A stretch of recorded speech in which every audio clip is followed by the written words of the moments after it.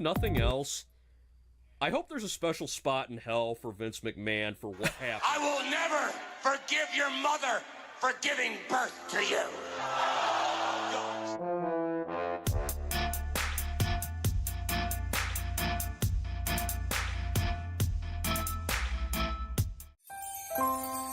96% of adults go to work hungover the day after a holiday party. New Year's has the worst statistics, with almost 58% of highway deaths being alcohol related. 40% of highway deaths during the holidays are alcohol related. This holiday, stay home, stay at a friend's or a family's house. Be safe this holiday season. Don't drink and drive. Look at her. Look at this lady. She looks like she could have been hot before all of that. I think she probably was, but now she looks like a monster. I was going to say, you know how cartoon characters, depending on which one, are drawn with exaggerated features? Yeah, that's exactly what she looks like. This is like one of them were more, it's like the Pinocchio thing, becoming a real, Pinocchio wanted to become a real boy. Well, I think this cartoon wanted to become human, and that's what happened. Yeah, she was like, I want to be a real model.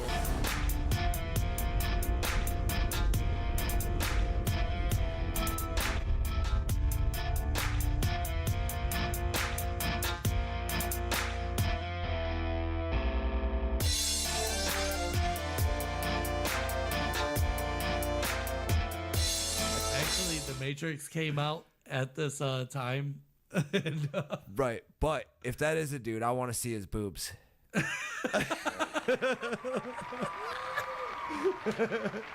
They're nice.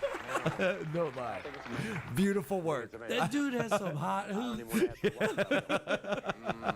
just a feeling.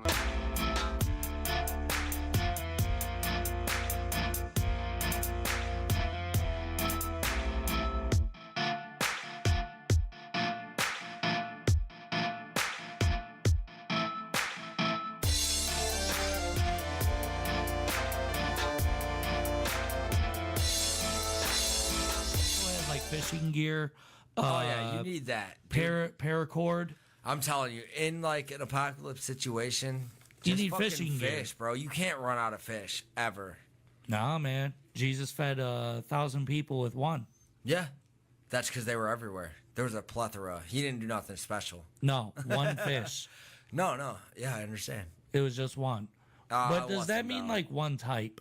Yes. One type of fish. Like he caught a lot of bass. Saying. Yeah, like, it was 100 bass. But it was fuck did I just fish. walk into? Hey, Jesus had some fish and shit, and we fed everybody. But no, he had a bunch of fish and everything. What kind of fish was it? Do you believe in Jesus? Yes, I believe in Jesus. Well, what do you think then? You're the only one that matters in this room, right?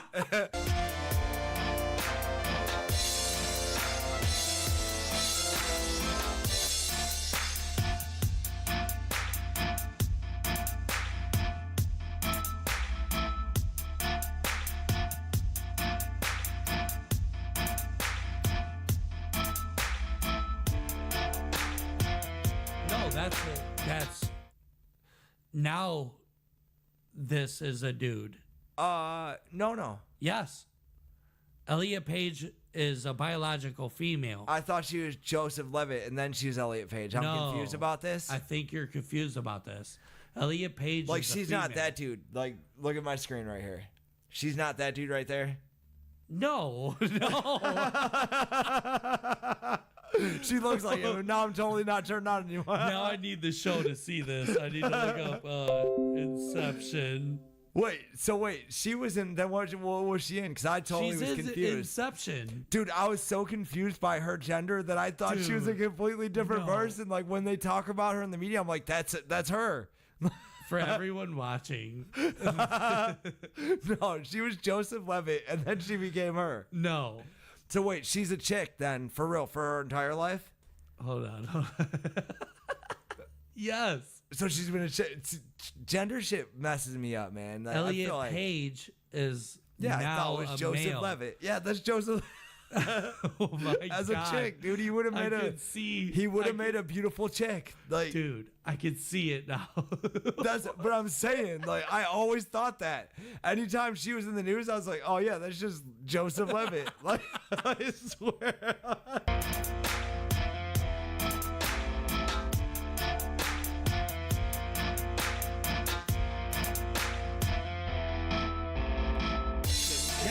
Play the tapes. I feel like she didn't. I was meaning to highlight that this week, but I was so depressed that I didn't do shit.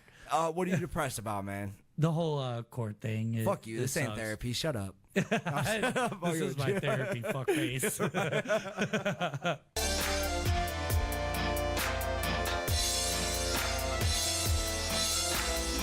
Villain shit. Yeah. Austin Powers with the cat and the pinky. While he stands there and tells you he's and evil plan. then the crowd runs in pandemonium. You know what I'm saying? And, These mosquitoes will bite the shit out of you for the next 20 minutes unless you give me $1 lock the billion. door. The doors lock up and shit. Like, They sticking chairs under the door handles and shit. They're like, it's too much for us to take. Give him what he wants. Hey, they in a hallway, in a quiet hallway, listening to people bang on the door like, help us. Like,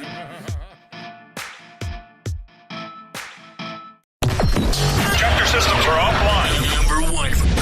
Ladies and gentlemen, here it is. No Outlet Live with your favorite hosts on the North Coast, Jeremy Tomesek and Jarrod Stover. The road to boredom ends here. No outlet, but I need to charge my phone. No Outlet Live.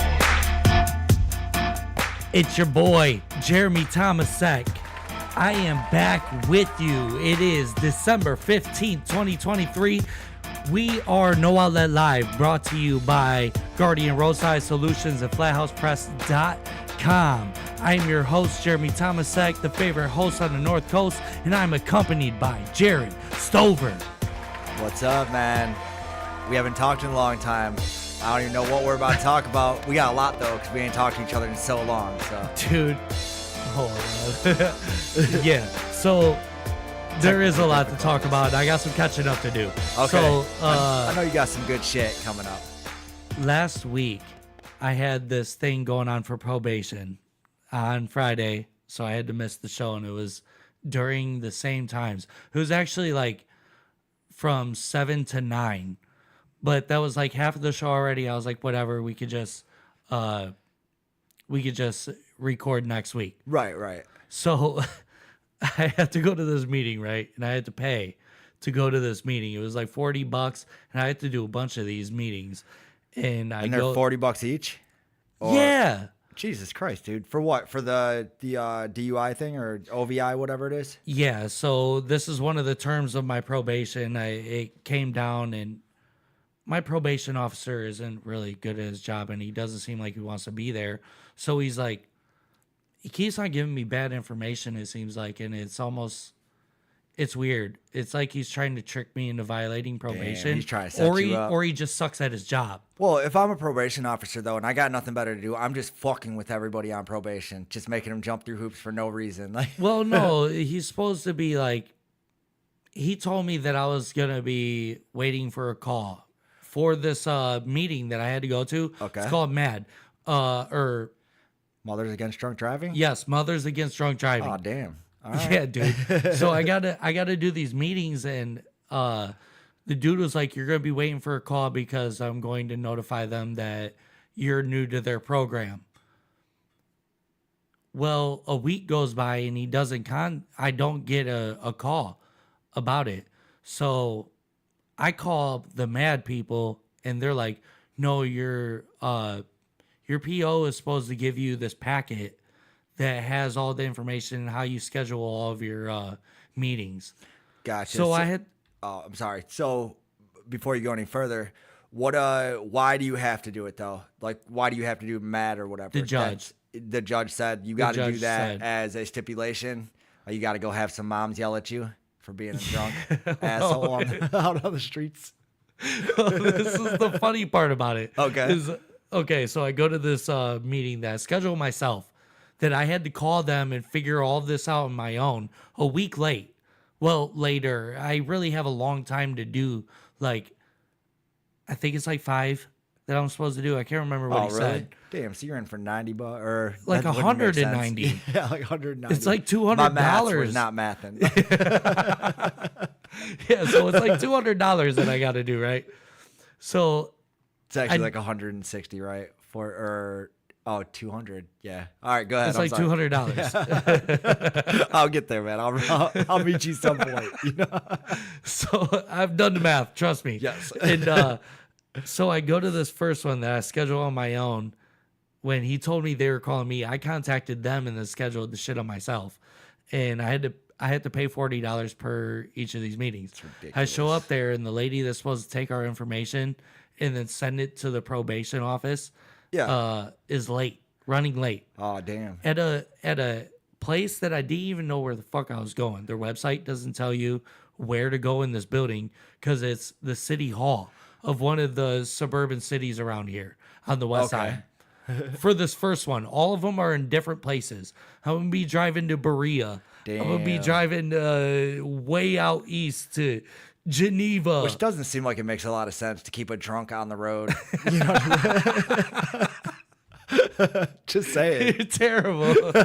But so I show up to this one, right? And the lady's not there. But the speaker is there. Okay. It's not a mother against drunk driving. Okay, who is it then? It's this old black dude with like missing teeth. Like, you know how like you see the people with missing teeth? Yeah. And their like lips are sucked in because they're all gum. Yes. Yeah. So who are you to identify who that man is, though? He's dude, a mom. Check this out.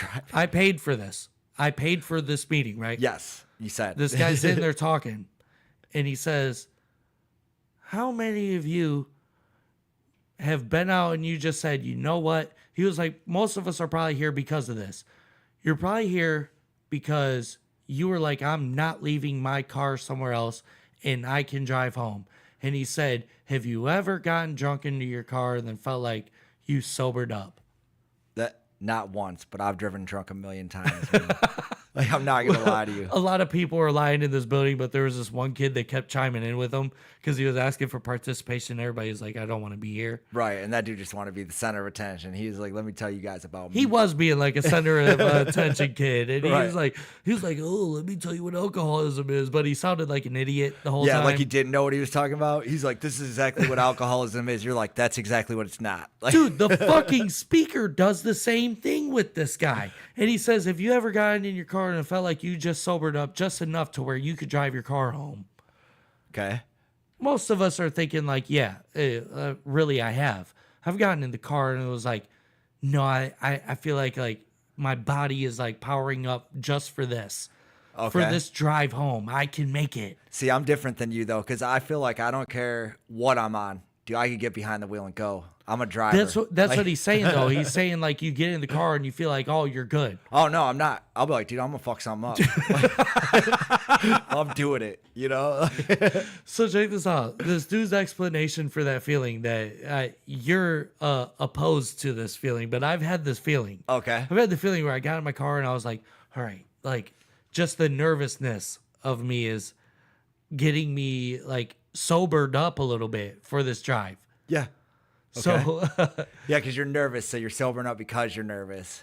But that's it's just because false. Now what this guy was trying to explain, he didn't know how to explain. But he said, your immune system kicks in. You know what your immune system is. Hit the fucking little kiss ass kid over to the side. He's like, oh yeah, your immune system, it does this and that. And it didn't make sense, right? But this dude's never like, does, right? This dude's like, your immune system, it sobers you up just enough to where you could drive home. I'm looking at this dude like, I'm paying for this?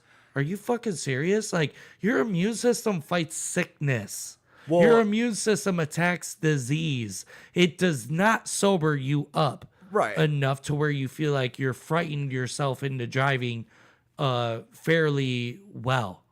Yeah, because even if you think it in your head, that's not what's going on. Like, you're having a nice little ride, but really, in reality, you're all over the road. You're fucking wrecking families of four and shit. Wolf of Wall Street. Yeah, like, exactly. He gets in the Ferrari, he just wrecks everything on his way home. Dude, that's how long it usually takes me to get in the car if I'm trash too, and I'm still driving. I'm going home. That car's going to be parked in the front lawn and shit. but it's gonna get there. You know? We got our very own Wolf of Wall Street in the building, kids. Dude, I'm good at doing drugs and drinking. That's like, I'm all right. Yeah, I mean, we always did it, and the dude like did make good points, but that immune system thing really threw me off. I was like, why am I paying for this? He was trying to say nervous system. Yes. That is what he's trying to explain, is like your nervous system will kick in, and it gives you adrenaline because you're so scared, or that's the fight or flight thing. And, right. And he was saying immune system, and I'm like, bro, that's not what the immune system is. And if you're telling a room full of people this, I'm like, oh yeah, my immune system got me. Let's go home. Like, dude, the majority of the room was looking at him like, dude, you sound ridiculous. Get pulled over, and you're like, dude, my immune system. I'm not doing anything wrong. I take vitamins every day, officer. Right. My vitamin D and B is on point. Right, all day. So, like, I paid for that meeting, and that's why I missed the last episode. It was kind of ridiculous, and I don't know. Just working a lot. I've been doing a lot of overtime since I got back from Phoenix. So all of that was going on, and it was just a hellish week. Okay. Well, that's fine, because last week I didn't feel like doing this shit either. I was like, you were like, we're not doing it tonight. And instead of being like, oh, what's going on, buddy? I was just like, I just wrote cool. And that was it. That, folks, is definitely how it went. So speaking to the intro of the show, you could always leave us a voicemail at 216-647-0064. We do have voicemails for the show. Cool. Let's solve some people's problems. Yeah, we've had some people call in. Sure, we're totally qualified. Hold on. All right. Hey, what's up, Tomesek? I had a couple questions. I need some advice on, Mike. First off, like when it comes to rapping, I've been freestyling for a couple of years, and I know you got a little dabble in the rap game and whatnot. You got a couple of tracks out there. I've been freestyling for a couple of years, but I feel like I've been at a plateau and stuck at the same level. So I was wondering, like, is it possible to study rap to get better at freestyling? And if so, if I can study, who do you recommend I study to help me with my bars? Yeah, I don't know. Get back to me. All right. So I know this guy. This is... Oh, okay. If you notice at the beginning of that voicemail, he's like, what's up, Tomesek? That's what people referred... A lot of people in Toledo know me by my last name. Yes, I do know that. He was saying that he's a freestyler and he's been at a plateau. And my boy Taryn, I know who this is. He is a freestyler. I've been in freestyle circles with him. I used to do music. This is why he was asking me that. He said, I know that you got some music out. You've been doing it for a little while. And I feel like I plateaued with like the freestyle thing. And he wants to know like who to study. But really, I would have to say that to really graduating and becoming a better musician in general is to practice the craft. So wherever you're slacking at, because you are a freestyler, I think that you want to try to write more, no matter what your version of writing is. These days, a lot of people write in their phone. Some people like to stick to the notebook, but some people like to just, if you can get yourself a handheld recording device, use your phone and record voice memos of you just like freestyling here and there, go back through them and you could piece together a song if you... I think concepts is a big part of writing a song. And I think it's like just like writing any song, whether you're writing a rock song, anything. If you like start, building it out bit by bit, and then piece it together later, that's going to make a better overall composition anyway. You're definitely right about that. I mean, this is something that me and you have done for a long time together. We wrote music together for years and years and years. You were the first person to show me beat making software. Yep. And like when you're writing and stuff, if you're not recording at least something, then you're just doing like one takes over and over and over again and trying to get it perfect that one time. But you need to like build it out. You need this part needs to sound like this. You know, your production quality overall is gonna even if you're not writing the best lyrics you can right now, it's you have that to fall back on, and then your writing will progress over that. But if the production's not there, it doesn't matter what you say. You know what I'm saying? It could be you could say the greatest thing on a bad track, and it's just gonna not even resonate with anyone. This guy's not talking about this level of it, though. He's not talking about making a production or none of that. He's talking about actually, I believe that he's talking about songwriting in general. Okay. Writing a song. He's a freestyler, and I remember in our past that you were at this moment in your life for a while to where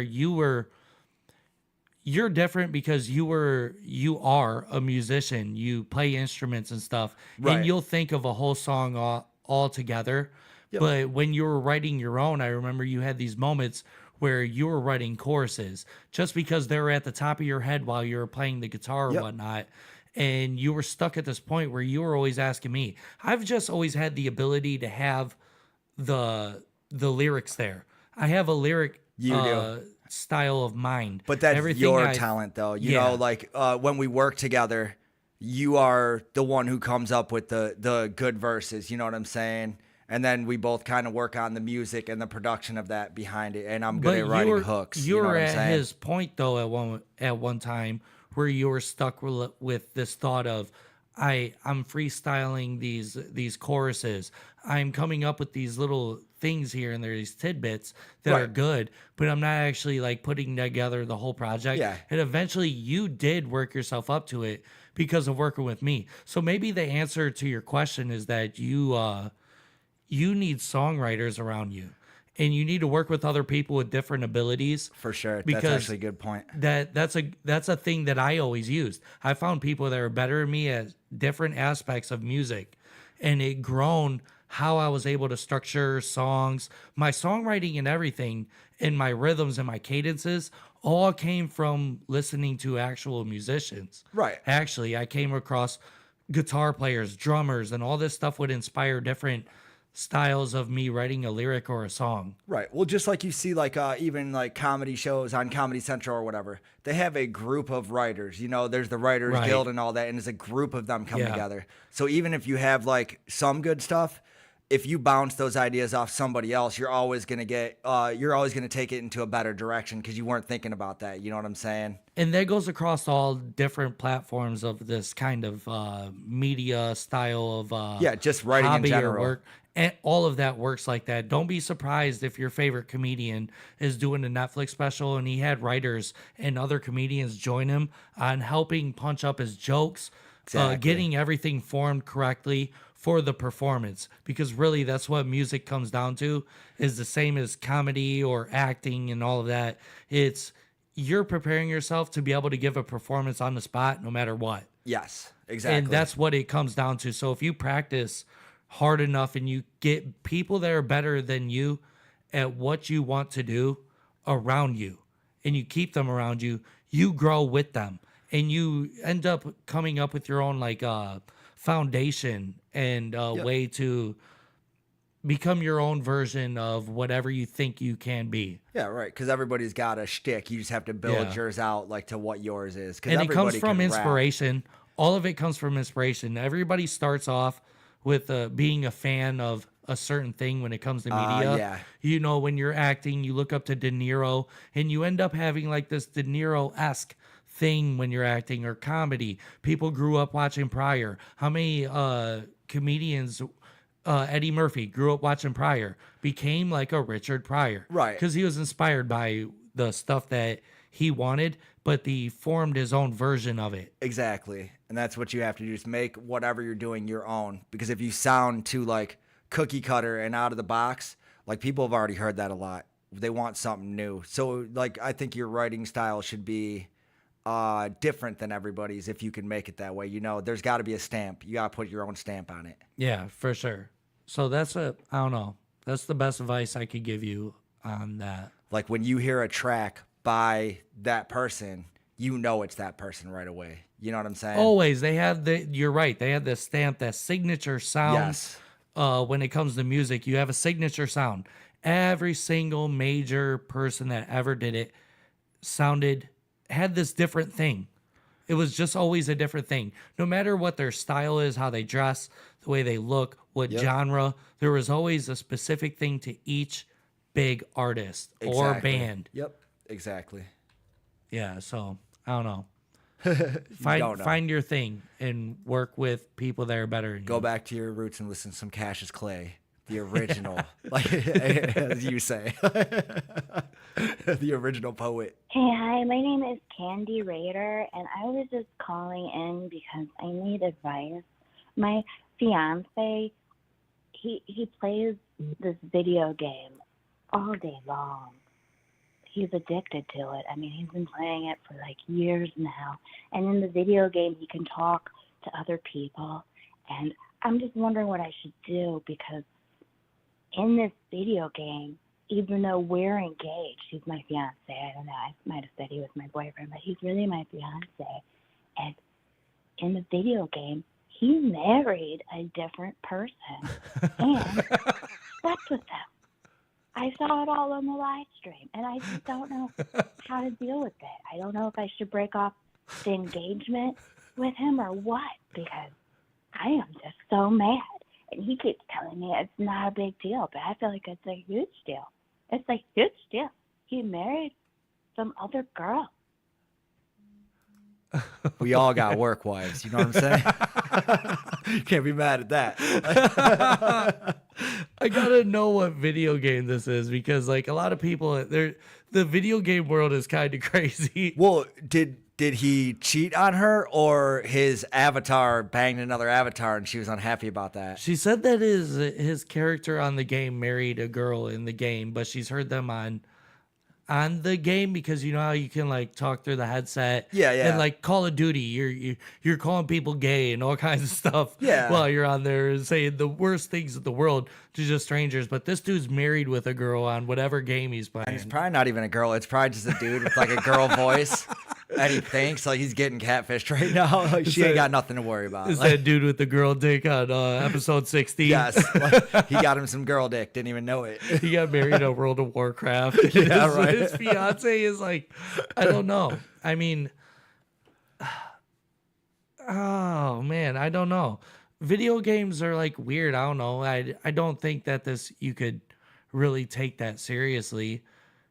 This person is talking about like stopping the engagement, I think they said. Yeah, over a video game. But like, what's the proximity of the online girlfriend? Where is she at? Like, is this somebody you're gonna get married and this bitch is gonna pop up and be like, surprise, you know? Like, dude, I actually know a couple that did that. I know a couple that met gaming online. Yeah. They gamed for years. My boy is in Toledo. He moved to Rochester. Damn. In with this girl for a chick on a game. They visited a couple That's of times. a little They met bit of each a other. drive, you know, dude. To Rochester, this dude moved there, and he actually I forget what ethnicity this family is, but it's like they're like Russians or something like that. Yeah, and they're all immigrants. They come here. He marries into the family. They put him on his feet because they're doing so good, and he's like. He's helping the family with like immigrant stuff. I gotta get on these video games, man. Get me some of these video game chicks. They're doing it like that. Like, dude, it's crazy. And like the dude, the girl that he met online, she was going to school to be a dentist, and now I think they moved to Toledo and they're starting like their own like dental office. No shit. Like, so the cool. dude's like. Good for him. He's man. married with some chick that he met on a video game. So I don't know. Maybe how many times maybe that worried works out? about your fiance. Right. Yeah. Now you're telling me this. Like, she's in trouble. At first I was like, she ain't got nothing to worry about. It's just a game. Nah, watch out. Like, fucking Groder, dude. Shout out Groder. He did this, man. Plus, it may sound like she spends a lot of time drinking. So, yeah, Candy, you don't sound too good. You know, if you're drunk all the time, you know, your marriage may not last very long. Yeah, so I don't know. I would say be worried, because I've seen these things blossom. I guess, dude, you did like that. That ended up, he did it big. You know what I'm saying? Yeah, I think that's a 1 in a million shot, though. I mean, I'm gonna say that don't happen that much, dude. When we were all kicking it and this relationship started online, all of us are telling him like, dude, what are you doing for real? Like, you're getting got. Yep. And he was like, nah. He was like, we about to meet. At the time, he said they were gonna meet in the summer or something. She was flying out. Yeah. And then like it all happened and it worked. I mean, all of it worked. Hell yeah. I mean, that's why, you know, the catfish dude is flying around the world catching all these people because it's not very often that it's real. You know what I'm saying? Yeah, dude. Neve or whatever. You're Neve's out here. The guy from the Netflix documentary. I think that's where he started, but he has catfish on MTV or whatever. Oh, yeah, like, yeah. Neve and whatever the crazy because young of dude people with the gray trying hair this looks and like. getting duped. Yeah. And this, my boy Groder, that didn't happen to him. Hey, sometimes it works out. And every once in a while on the show, it does work out. I think it is the actual person or whatever, but rarely, you know what I'm saying? Yeah, I guess you're right. That show did have a couple episodes where they... Yeah, where you're like, this dude's just crazy. Out. This ugly ass dude. He's like, yeah, this fucking supermodel wants me. You're like, yeah, right, dude. He shows up. She's like, I love you. You're like, oh, all right, dude. Good for you. And he's a total bomb of a person. The dude just looks terrible, and he scores a babe. Right. But you see those couple of wins, and do you think you're out here like, dude, every time I'm just shooting for the lottery, you know, catfished for real on the episode, like, over and over, but just keep getting catfished until you find like not catfish. Have you ever been catfished? No, I think I might have about to been. One time when I was in high school, I was talking to a chick on AOL, like chat or whatever. Oh man, this bitch had me about to move out to Bakersfield. She sent me one picture, and back then, like, the pictures would take forever. You remember, like, blue first block, then second block. See your like eyes. I'm like, all right, I can maybe work with this. You know what I'm saying? It took 20 minutes, and like ended up being like a chick in the picture. You know, after I had to wait. But I don't know what would have happened if I went out to Bakersfield, which I think I should have just went out there because then I could have went to California, like got catfished, like. But I'd be all right because I'd be in a better place. Change your life. Maybe you were in a Groden situation. Yeah, that's what I'm saying. Like, man, that's wild. I've had a lot of like.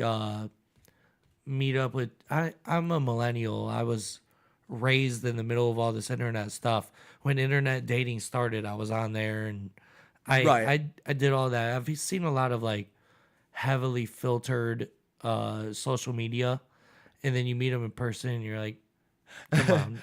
When internet dating just started, I was dating this chick and I was having dinner with her family or whatever, and they started talking about internet dating, and I was like, yeah, you're probably gonna find a bunch of psychos on there. And they're like, well, that's how we met. And then instantly, like, I like put my foot in my mouth like so hard, like how so did it uncomfortable. turn out after that? Well, we didn't end up staying together, and I think that was probably mostly the reason because I was just a straight dick about it. I was like, fucking people who meet on the internet are fucking psychos. Like, who even does They're that? totally gay. Right? Yeah, like there's no real people on the internet. You know what I'm saying? Internet dating's gay. Right? Gotta dial up. You know, for 20 minutes just to get on dating sites. Like, it wasn't like it is now. I remember when that AOL stuff came out and people were going to the chat rooms. I was in the chat rooms and like the ASL thing. Yeah. You're talking to like, you're definitely talking to a dude. Oh, yeah. I never like faked and lied though on there. I was always like telling the truth. And it was so dumb because I'm like 12 years old. Putting my location, my sex, my age, yeah, all over the internet. Like, I'm gonna do this. Some dude's like licking his lips on the other end. Some like fucking grown ass pervert, a 50-year-old talking to a 12-year-old boy. Right, and back then it was so new, we didn't know that was a thing. Like, dude, I could have got so many times. Oh yeah, dude, just like probably when like scams came out, you know, like. That like African Prince bullshit. Oh, that dude, probably the first initial like, that first initial wave that probably got a lot of people. Dude, like nobody saw that coming. Oh my god! And that probably started in like '97. Oh yeah, probably before that. I feel like I had we were the first people in our neighborhood to have like a computer with internet. What year? We had Windows 95 and AOL. It was the first version of AOL that came out, like where it had like the little key and then the little AOL sign where it did the lightning through it, and then it would be like bloop Yeah, I don't think I had the internet in 95. I think I came in at like 98. Like, I came in right after Apple released that new desktop, and then everybody got Windows computers for cheap after that. Gotcha, because Windows 95 was like the first like initial, like there was other Windows before that, but that was the first one that was like user friendly, where it was like, you know, a point and click. Because before that, it had all kinds of like tabs and stupid shit. Yeah, and it was hard weird, to find and the shit. screen was blue before Windows 95 and all that. I remember all that. Yeah, and we had the first one on the block, man. Everybody was at the house, like fucking trying to watch like porn on dial-up, like wait 20 minutes for like a 30-second video or whatever, like hard jerking off, man. Damn, in 95. Yeah, I was it having wasn't like that. group powwows. Yeah, right. Oh, you got to see this. I go to some dude's house. I had this friend, and he had all these videos of like chicks doing dogs and stuff downloaded, and he would just watch that all day long. And I was like, AOL got this kind of sick ass shit. Like, just shocked because you ain't never seen it before. Yeah. You know what I'm saying? Like, That was like, I remember shortly, a little while after, like, my whole neighborhood got hip and everybody had internet. I'm guessing around 2001, 2002. That fucking dude with the jar video started going around. oh yeah. And Mr. Hands and all of that. Yup. When that all went around and Faces of Death was popular. Yeah, and like Two Dude, Girls, One Cup, was that same era, or is that? No, Two Girls, One Cup is way later. I felt like the dude sitting on the jar was the same, like the No. same era, because I felt like that was like the follow up to it. You know what I'm saying? Everybody's like, that shit was gross, and now we got this. You know what I'm saying? No, Mr. Hands was one of the first ones. I do know that. Now, what's Mr. Hands? Because I know I've heard people say that, but I can't recall what that even means. It's the dude that he used to go to this ranch, and he would get done up by a horse on like them, you know, them old fences where they take like logs, Yeah. that are like triangular cut. Okay. And you got like the two posts and then the studs that come out of the ground. Them old like country ass fences. Yeah, for sure. Dude would lean up on one of them and just get rammed by a horse, right? Dude, a horse is giant, though. I have to feel like Huge. if you're letting like a horse just run up on you and just jam that shit in, that's not going to end well for you. Well, I guess one time he went there and these people had videos of him. And the reason he became famous is because he was in the news. He got hit by a different horse. When he went Okay. there, they were like, that horse is not available. We got this other one that might do it. Wait, there's just a place where like it's like a horse brothel or something. The Yeah, dude was dude. like, he was like, give me your best stud. Yeah, so he That dude was goes trying there. to get it. He goes there and they had to bring him a different stallion out. So this horse gets him and it killed him. It ruptured all of his organs and he died and he became famous on the news. Oh, for real. So Mr. Hands is no more. That's he's R.I.P. But there was video of him doing it with the regular horse. And there was one video, like it's not the one where he died, but this horse stroked him hard and he goes, no way. And is it like graphic or does it show like his face with the dude, horse? it's terrible. It's an old like 90s, 80s video Shit. on like the camcorder and they just got it posted on a tripod or something. It's gross and you as just fuck. see this dude leaned up on the fence and just gets peg roasted by this fucking horse. Jesus Christ. I can only, like, horses are fucking giant. I don't think I could withstand But that. they last like a total of like 3-4 strokes. Yeah, but 3 or 4 strokes is like, that shit's coming out of your mouth. You know what I'm saying? Like, just straight through you. I Like, told you got pig roasted, man. This dude. like, horses are all fucking muscle. You think their stroke game isn't fucking rough? Like,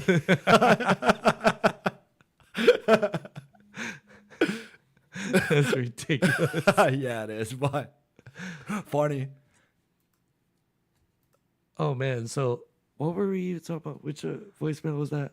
That was your girl Candy. Oh, okay, Cane okay, or okay. Kisses. I forget what it Yeah, was. Candy, whatever. Candy, watch out for your boyfriend on that game. Maybe Yeah. you do get that. Do rearrange your fiance situation. Yes, and at least he's not watching Mr. Hands videos. That's where I would start worrying, I guess.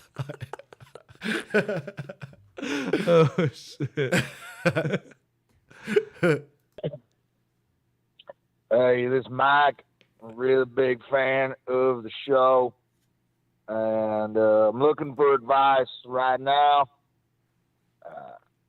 I don't know how to really put this. I've never called into a podcast before. Podcast. But I may or may not have slept with my best friend's son. Now, I didn't know it was his best friend's son. Kid apparently went through some surgeries. Saw him on the grinder, not judging. But should I tell my friend? Just asking. Oh, my God. Well, how old is his son?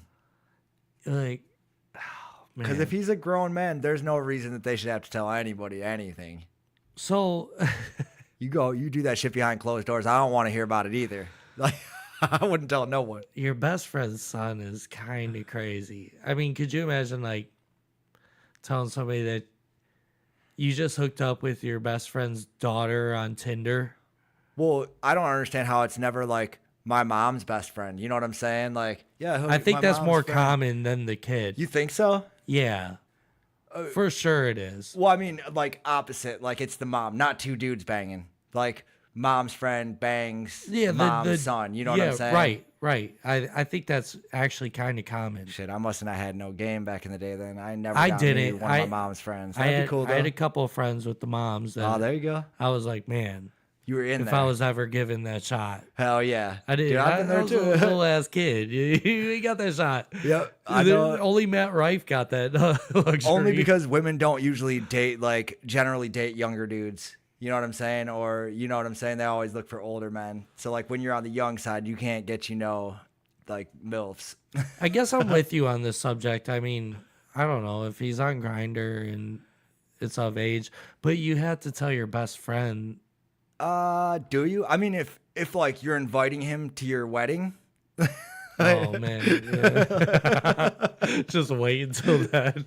Right. The last minute break it is. Exactly. Like one of the movies. Right. Wedding Crashers. Like meeting the parents is gonna be a little awkward. Like listen here, fucker. Right. You ain't dating my son. I don't know, man. That is like that's crazy. I've heard stories in my life of like people going to strip clubs and seeing their homie's daughter working there and stuff. And that's crazy. Well, my best friend growing up, his dad actually went to a strip club and got a lap dance from his daughter. But he didn't know it was his daughter at the time. No way, dude. Yeah, and she came to him afterwards and like knocked on the door like, "Hey, Dad," and like he was paying this chick for lap dances and stuff. And it ended up being his daughter for real. What? Swear, yeah, that happened. How did he feel about this? K-Dog didn't care about anything. K-Dog? Yeah, his motto for life is you gotta have a job to get the pussy. That was all he was about. Like he was getting that shit everywhere, and even his own daughter, I guess. He ain't know at the time though, but like she started coming and hanging out at the house and shit. Like, whoa, yeah, like, she liked what she felt. Started becoming part of the family. But the whole time, you've been getting lap dances from this chick. That has to be awkward. But it's in a strip club, like you getting lap dances. Did have she's super grinding. He did have a mullet and like he was missing teeth and everything. So I think that is like a down south thing. They don't care. Like, oh man, and that daughter probably had a mullet and some missing teeth too. I don't remember. Actually. Was she hot? No. She's like, and that's why I didn't even understand it. Cause like this dude, is just a dirtball. He'd bring chicks around with no teeth and stuff. I guess at that point you get it where you get it. Yeah, and he'd be like, dude, you're missing out. You don't know about no gummers and shit. Like this dude taught me everything I know about sex. You know what I'm saying? Like what not to do. Oh my God. He tried for us all, so we didn't have to. You know what I mean? That was the worst thing you could have ever said on the show. Ooh. Yeah, this dude was a complete dirtball. He taught me everything I know about sex. Oh yeah, but you didn't let me finish. You know what I'm saying? There was the rest of that sentence. Did he let you finish? Oh yeah, all the time. Like every Saturday morning, like because I wouldn't even go home. I would just sleep at my dude's house forever. I would never go home when I was a kid. Well, I was his son's best friend. Oh, okay, you know what I'm saying? And he lived there with his grandma. Like, so it was your best friend's sister? No, it was yeah. But he didn't know he had a sister either. It wasn't like they knew until afterwards. This is a long lost sister, so that's what I'm saying. Like he probably knocked somebody up back in the day and didn't realize it, and then just happened to be at the same trashy strip club where his trashy daughter worked. You know what I'm saying? Fatal attraction. Yeah, and that's why she'd come and like hang out with us and stuff, and you know what I'm saying? And K-Dog was a weird dude. Like, if we were over on Saturday mornings, he'd always come down with the rubber glove and be like, you know what time it is, boys. You know what I'm saying? Prostate exams. Yeah, or he would put on porns and take his little like stick and like be smacking the screen. He's like, "This is a pussy." Like giving PowerPoint presentations. Yeah, exactly. Yeah, like pointing out the moves and shit. He's like, "This move is called this. You guys are gonna want to know this move. This one gets all the ladies." You know what I'm saying? He was a weird fucking dude, like trashy dude, just beyond trashy. Oh my god. That's why I said everything I've learned about sex was from him, but it was always what not to do during sex. You know what I'm saying? Oh my god. That is terrible. You're a young, impressionable kid. You know what I'm saying? You don't know any better. Damn, I think I even forgot what the call was about. Where did we go from there? Dude banging another dude's son. Oh, Best yeah. friends. Okay, you're right. Let me tell you about my best friend. He loved me to the end. Right. Well, loved my son till the end. I don't know. Yeah, if the love's there, I don't know. I mean, if they're grown, that's none of anybody's business. But if it's like, if his son is still not of age and you're doing that shit, that might throw a different spin on it. yeah, I don't know how Grindr works because I've never been on that. But like Tinder, you don't have to show your ID or nothing. So I don't know how that really, all that stuff works. Yeah, and that's the problem with internet That's actually dating. kind of scary about internet dating, dude. Yeah. Bringing that up, you'll never know. This could be fucking kids posing as adults and creepos and murderers posing as whatever. The internet's a scary place now. Right. I don't even understand how like pedophiles will find kids online and then have the nerve to show up at their parents' house, like to come see those little kids, and then fucking what's his name will come out like, "Oh, what are you doing here with this underage girl or whatever? Like, you brought pizza and you're naked." Like, you know what I'm saying? Chris Hansen. Yeah, Chris Hansen. Chris Hansen. You know what I'm saying? I call you handsome. Chris Handsome. Like, would you ever take that risk though? Even like, just on a whim, like, yeah, I guess I'm going to try to go fuck this kid. You know what I'm saying? Like, yeah, that's crazy. That's a high risk. To have that established. I feel bad for people that get duped into that shit because like, I've met up with internet chicks and hung out, and I've gotten some trim from the internet. Okay. And it's like, I don't know, I know that they were all above age though. I usually date and talk to people older than me though. Right. And you should, just to make sure. You know what I'm saying? So really, if anybody's a cradle robber, it's the person I'm talking to. Yeah, right. Like they walk in to see you, and Chris Hansen comes out, like puts his arm around you. I'm in the kitchen, like, "Do you want some cookies?" Right. I got lemonade cookies. Like, hold on, I'm just running in the back to do the laundry. There's some booty shorts, dude. If you were in that situation and somebody says that, know that that's a code word and run. Because that's how every episode goes. They're always like, "How you doing?" They're like, "Hold on, I'll be right back." Dude, every time that's how it goes. Like, you're not going away to freshen up. Like, I know something's going on. Chris walks out with a folder. Yeah, right. And they know the cops are waiting outside the door, which I think is entrapment. But I mean, is it entrapment when it's little kids though? Because I think you should not be out here trying to do it to the little kids anyway. I think those people. What should about be entrapped. prostitution? Do you feel like they do the same thing with prostitution? Like, there would be officers that would be on the corner. Well, I just think, like in the same area where you would find your usual hooker. Right. And I think prostitution should be legal because Yeah, I it's no agree. different than going out and paying for dinner for some chick. You're just streamlining the process. Whatever. There's still money being exchanged for all of those things. You know what I'm saying? Well, not only that, if somebody like, I guess the problem is that some girls don't decide. They get like caught up by some pimp, Like human in this trafficking or whatever? Yeah, and whirlwind life. I think that may have craziness. been how it used to be, But with like OnlyFans and things like that, I think it Oh, gives. they're pimping themselves now. It gives it back to the woman. The power back to them anyway. And you should be able to do what you want with your body. That's not on me. So if like you go through OnlyFans, that would be a good way to streamline like the legalization of prostitution. If a female feels like she wants to do that for money, which that's a huge market because dudes are thirsty. There's always some dude that will pay. Yeah, always. And which sucks. I wish women would pay me. You know what I'm saying? Like, I've been taking on a few dates myself. There you go. Getting better than me. No, I'm just kidding.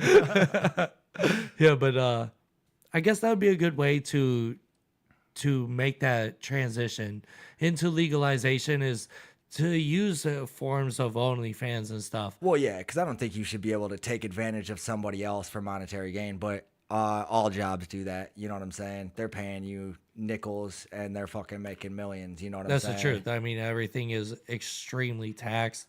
You get taxed from the second you make the dollar until you spend it. Oh, yeah. Like 40 cents of every dollar is taxed heavily. Yeah. You know what I'm saying? That's all you're getting 60 cents from every single one of your dollars. Yeah, it's ridiculous. I mean, this is why we started this country is because of what we're going through now. Exactly. I don't know, dude. So, yeah.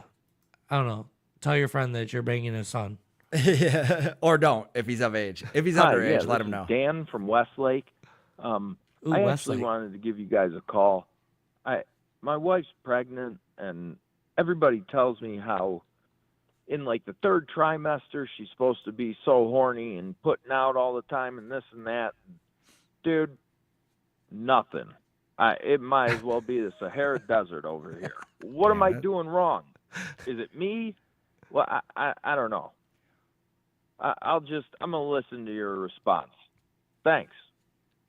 I don't know anything about that. I mean, I have also heard the same thing. That like when girls get pregnant, they're super horny, but they're also like super all over the place. They don't know what they want to eat. The things that they are craving, they're disgusted by and puke from. Yeah. So they're like all over the place. So maybe like the word is that they get horny because it's in a spurt, but once they get in the middle of it, I feel like they probably ain't into it. I think maybe his wife is horny because this is true. I have a kid, and my wife was super horny through her third trimester or whatever. Yeah, of course. Is it specifically like the third one be hitting hard? Yeah. But I also feel like maybe his wife's lazy and she just handles it herself.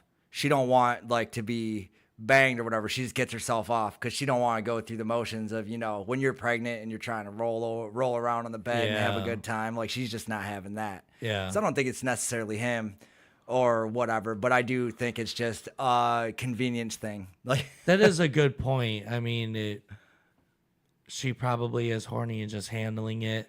Exactly. And he makes it uncomfortable just because, like, I don't know, you're stuffed with a human in you.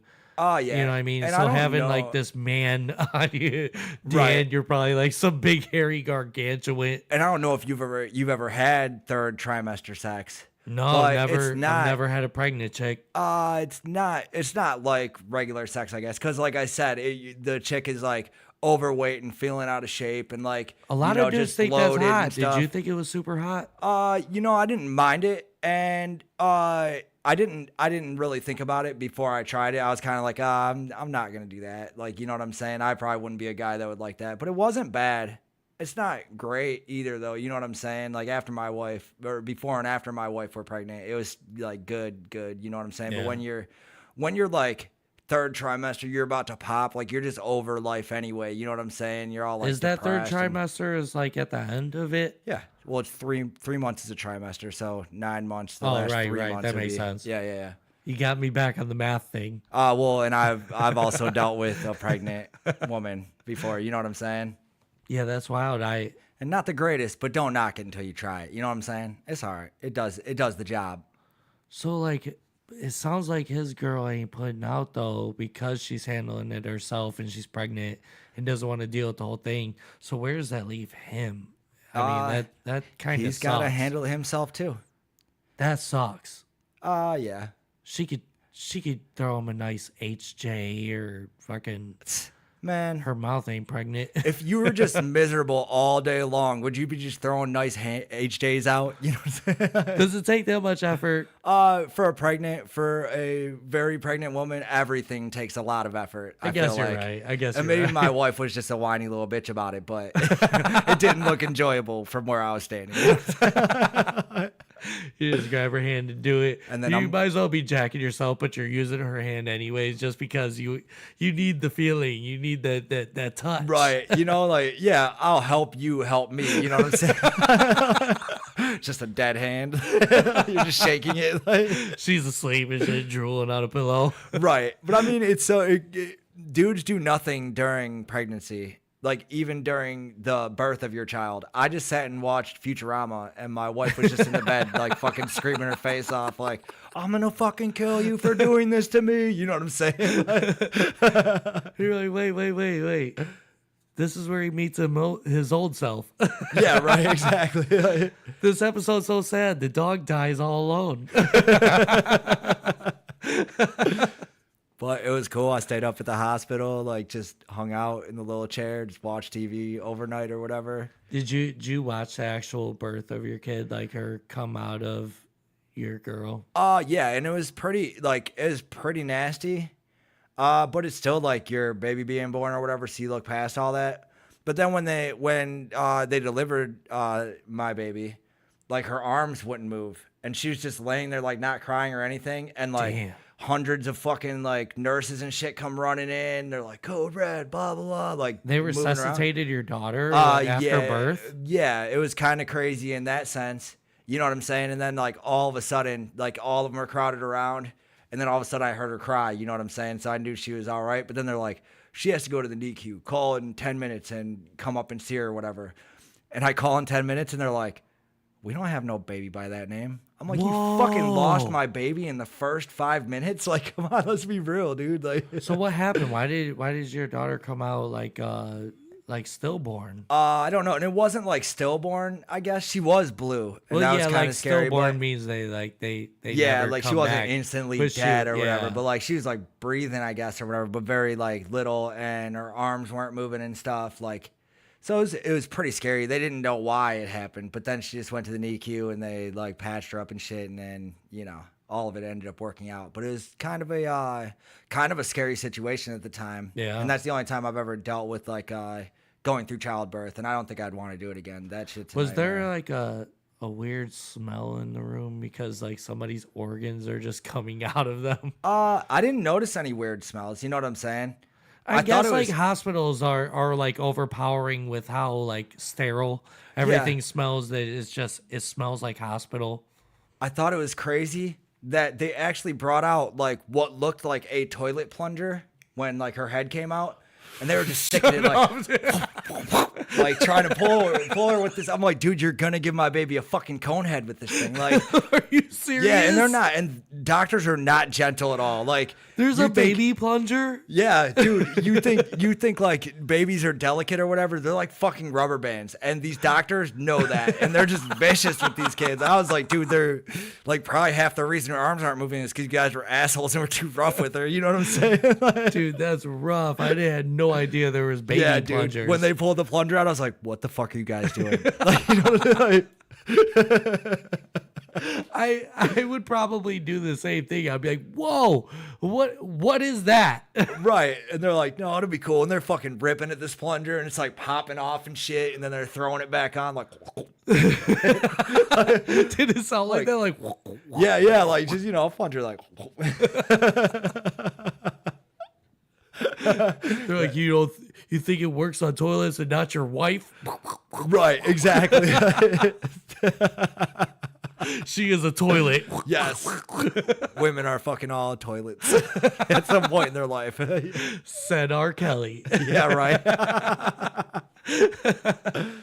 Yeah, I don't know. To get some of the pregnancy thing, I really couldn't give you too much advice on, Dan.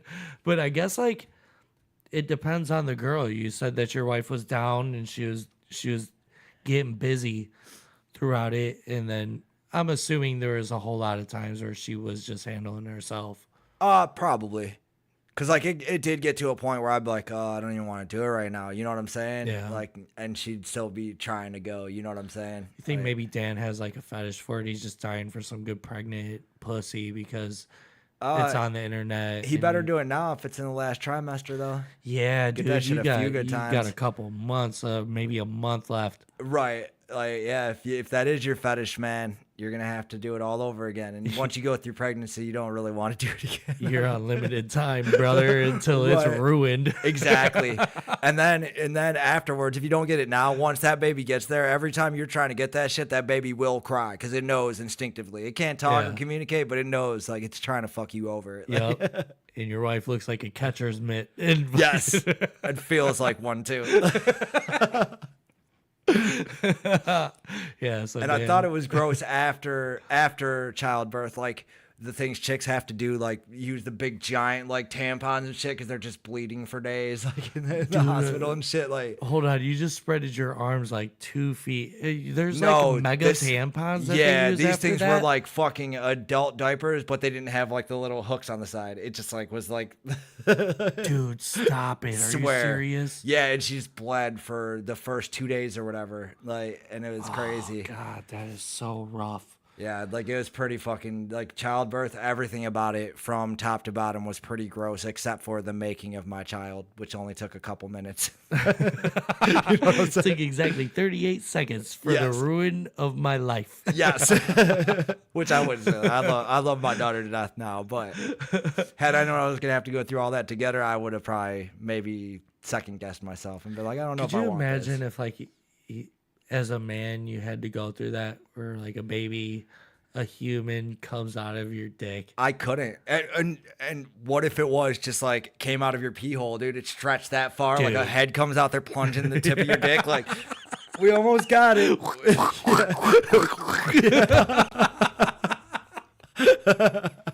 I couldn't do it.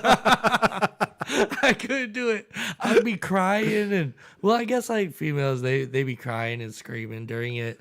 So, oh yeah, dude, that shit's painful. It looks painful. I dude. give women all the credit in the world for going through that.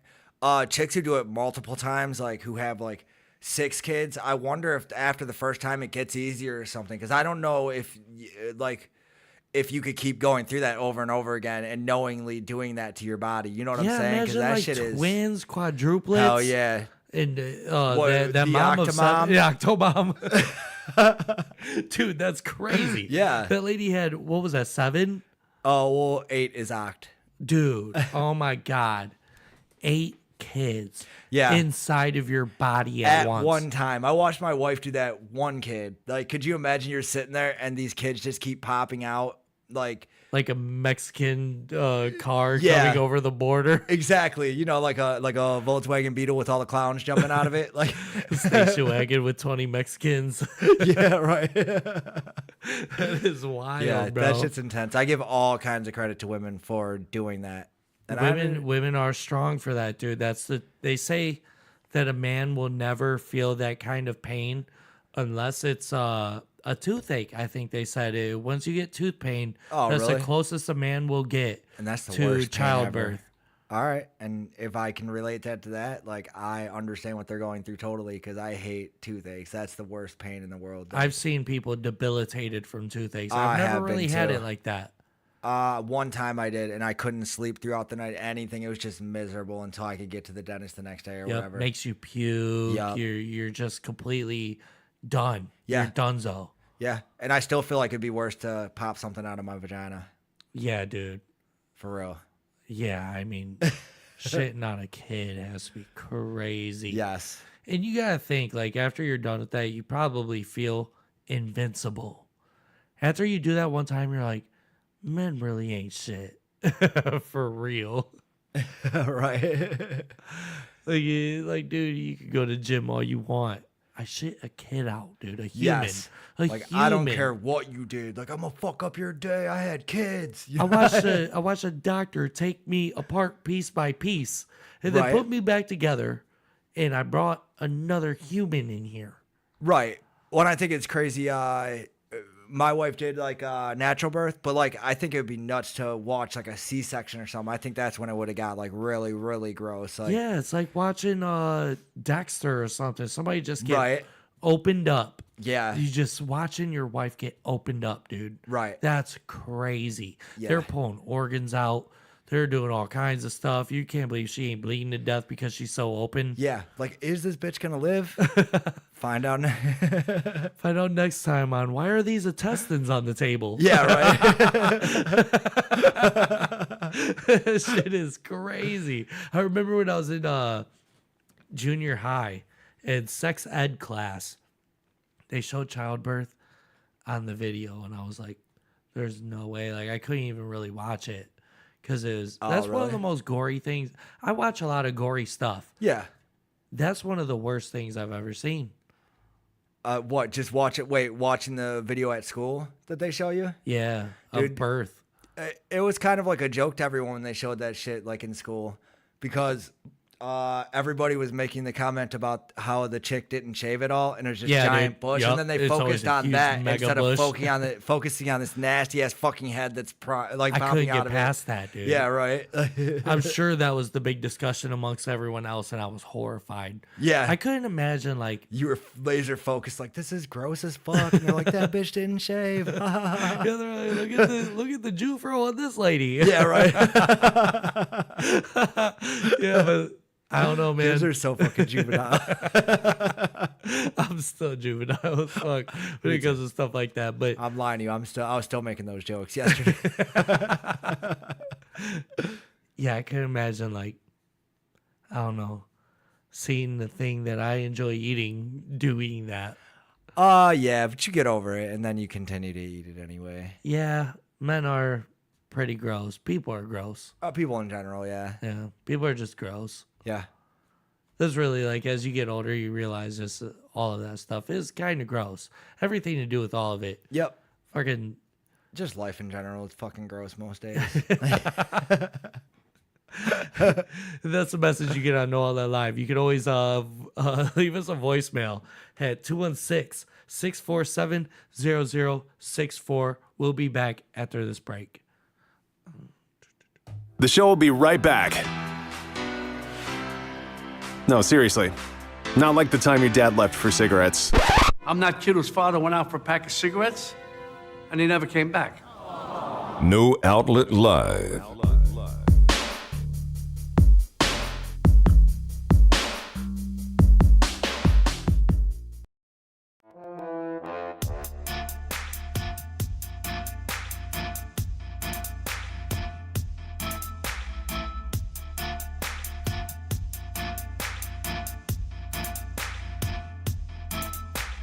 But you know what I do have for us right now that we could do? Usually I start off the show and I interview my guest.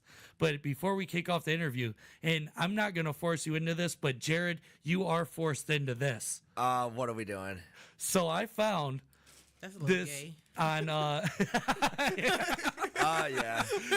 That's how most of my nights go, so I wasn't shocked. I'm sorry. You were not. I'm like, that was a little gay, like, ma'am, no, but sir. Right. I'm always forcing boys into stuff. I found on TikTok and Amazon the world's most sour candy. That's the world's most sour. The world's most sour candy. She said that ain't it. You doing it? And let's see. Do you want to do it? I'm going to see what y'all do first. Come on, you can't do that. We all have to react at the same time. No, we don't. Yeah, we That's do. how it works culturally. It ain't going to be shit. Culturally? No, statistics. Like, y'all haven't, statistically, it's been proven that black people watch white people do shit first, and then we decide. No, I know that's statistically true, because it is always white people doing some dumb shit, so, for real. I got to follow the rules. Your hands are tied on this one, I understand. I mean, if you force me, you saying the N-word. Like, just say Damn. I don't know if I can sign that contract. Right. So I'm going to take one here, and now I'm about to pass one to Jarrod. All right. It's going to be really that sour? It's supposed to be. And then I'll leave the bag right here. Oh, I can tell it's sour because like how like crusty it is. Crusty and dusty. Yeah, like all that sugar on the outside. okay. That's all. Yeah, crusty like that too. But I'm like, if I touch also, some crusty balls. I mean, you probably have. I'm Elise sure. is familiar with the crusty balls. I think everyone in here has touched some crusty balls once in a while. Oh, no. The Lord is my shepherd. He know what I want. Well, do that man a solid and put them blue balls in your mouth. Oh my God! Right. They are blue balls. Too. We're gonna pop them balls in our mouths. Let's get these balls in our mouths. 2.5. 2 3/4. 3.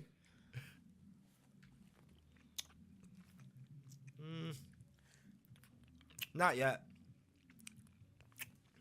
All right. It's starting to get me.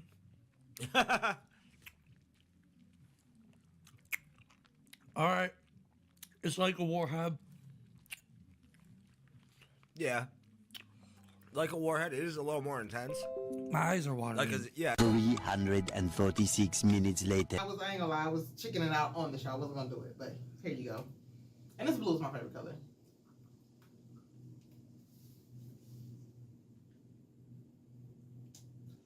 Huh. It's a nice little hit. That's sour.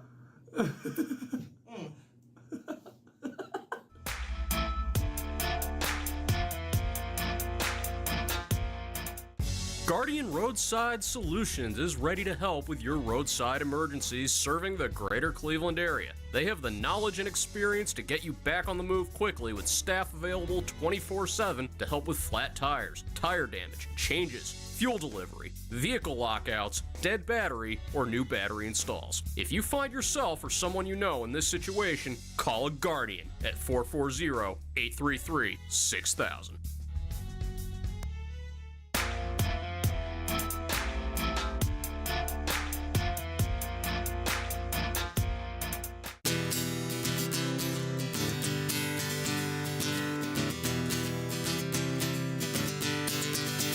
I finished my cigarette as we head out from the bar.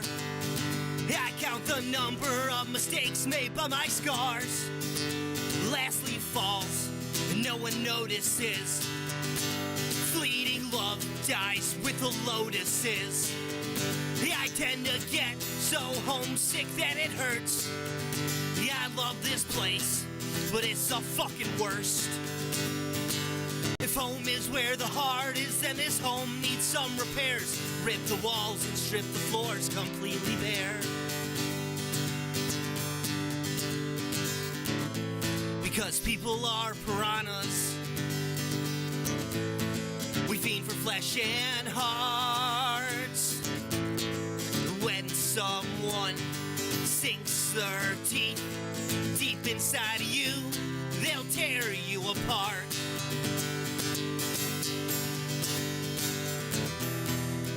It's sink or swim, so do your best to stay afloat. Cling to your dreams, hold on to your hope.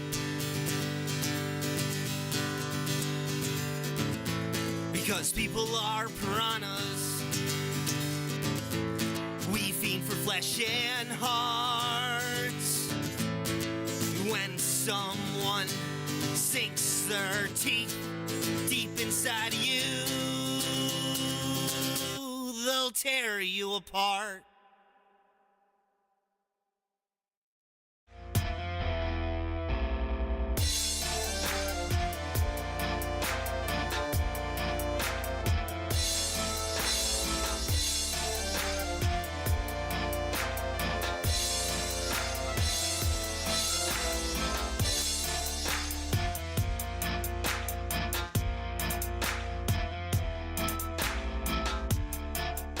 Are you looking for a place to have custom t-shirts made for your business? Well, we have the place for you. Flathouse Press works with 100% eco-friendly material for all of you conscious folks. They can also put out orders in a fraction of the time large-scale competitors can. They are a fun, locally grown Cleveland original company. Go to flathousepress.com and check out the variety of party toys, headbands, and clothing in their catalog.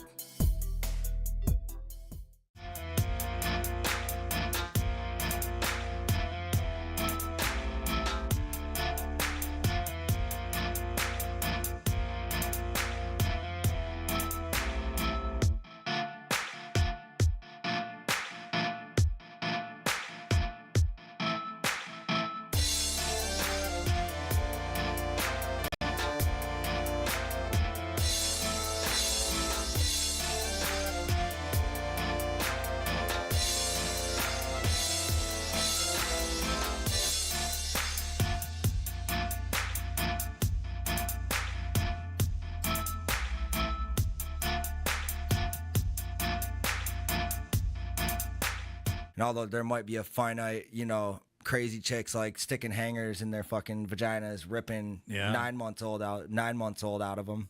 But that's not going to happen on a huge scale. You can't use a hanger for a 9-month-old. Come on, dude. You can use a hanger for anything. You can use my fist on a 9-month-old. Like, right, you could probably kill a 9-month-old pretty fucking easy. To tell you the truth. Like Freddie got fingered, you pull it out, swing it by the umbilical. Right. Not that we're condoning killing babies.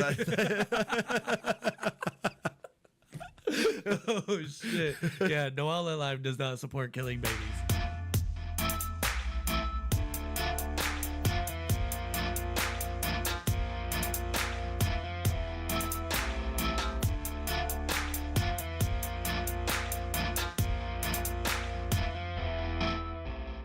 Would you be comfortable with like going out with your armless girlfriend? She's at like the fancy restaurant eating with her feet. Me, because I don't care. I would be. I think I'd be good with that. I think I would. Like you can have no arms, just have a, This chick's hotter than most regular models. I would say. I mean, she has that different look. She's hot. No lie, she's cute chick, but without arms though. Does that like you're giving up hand jobs? Like keep that in mind. Foot jobs are there. Okay, and they're probably better. Foot jobs never really did it for me though, so maybe hers are really good. They have to be. She's compensating. No, the top game is crazy. Oh yeah, for sure. It's like a T-Rex getting it.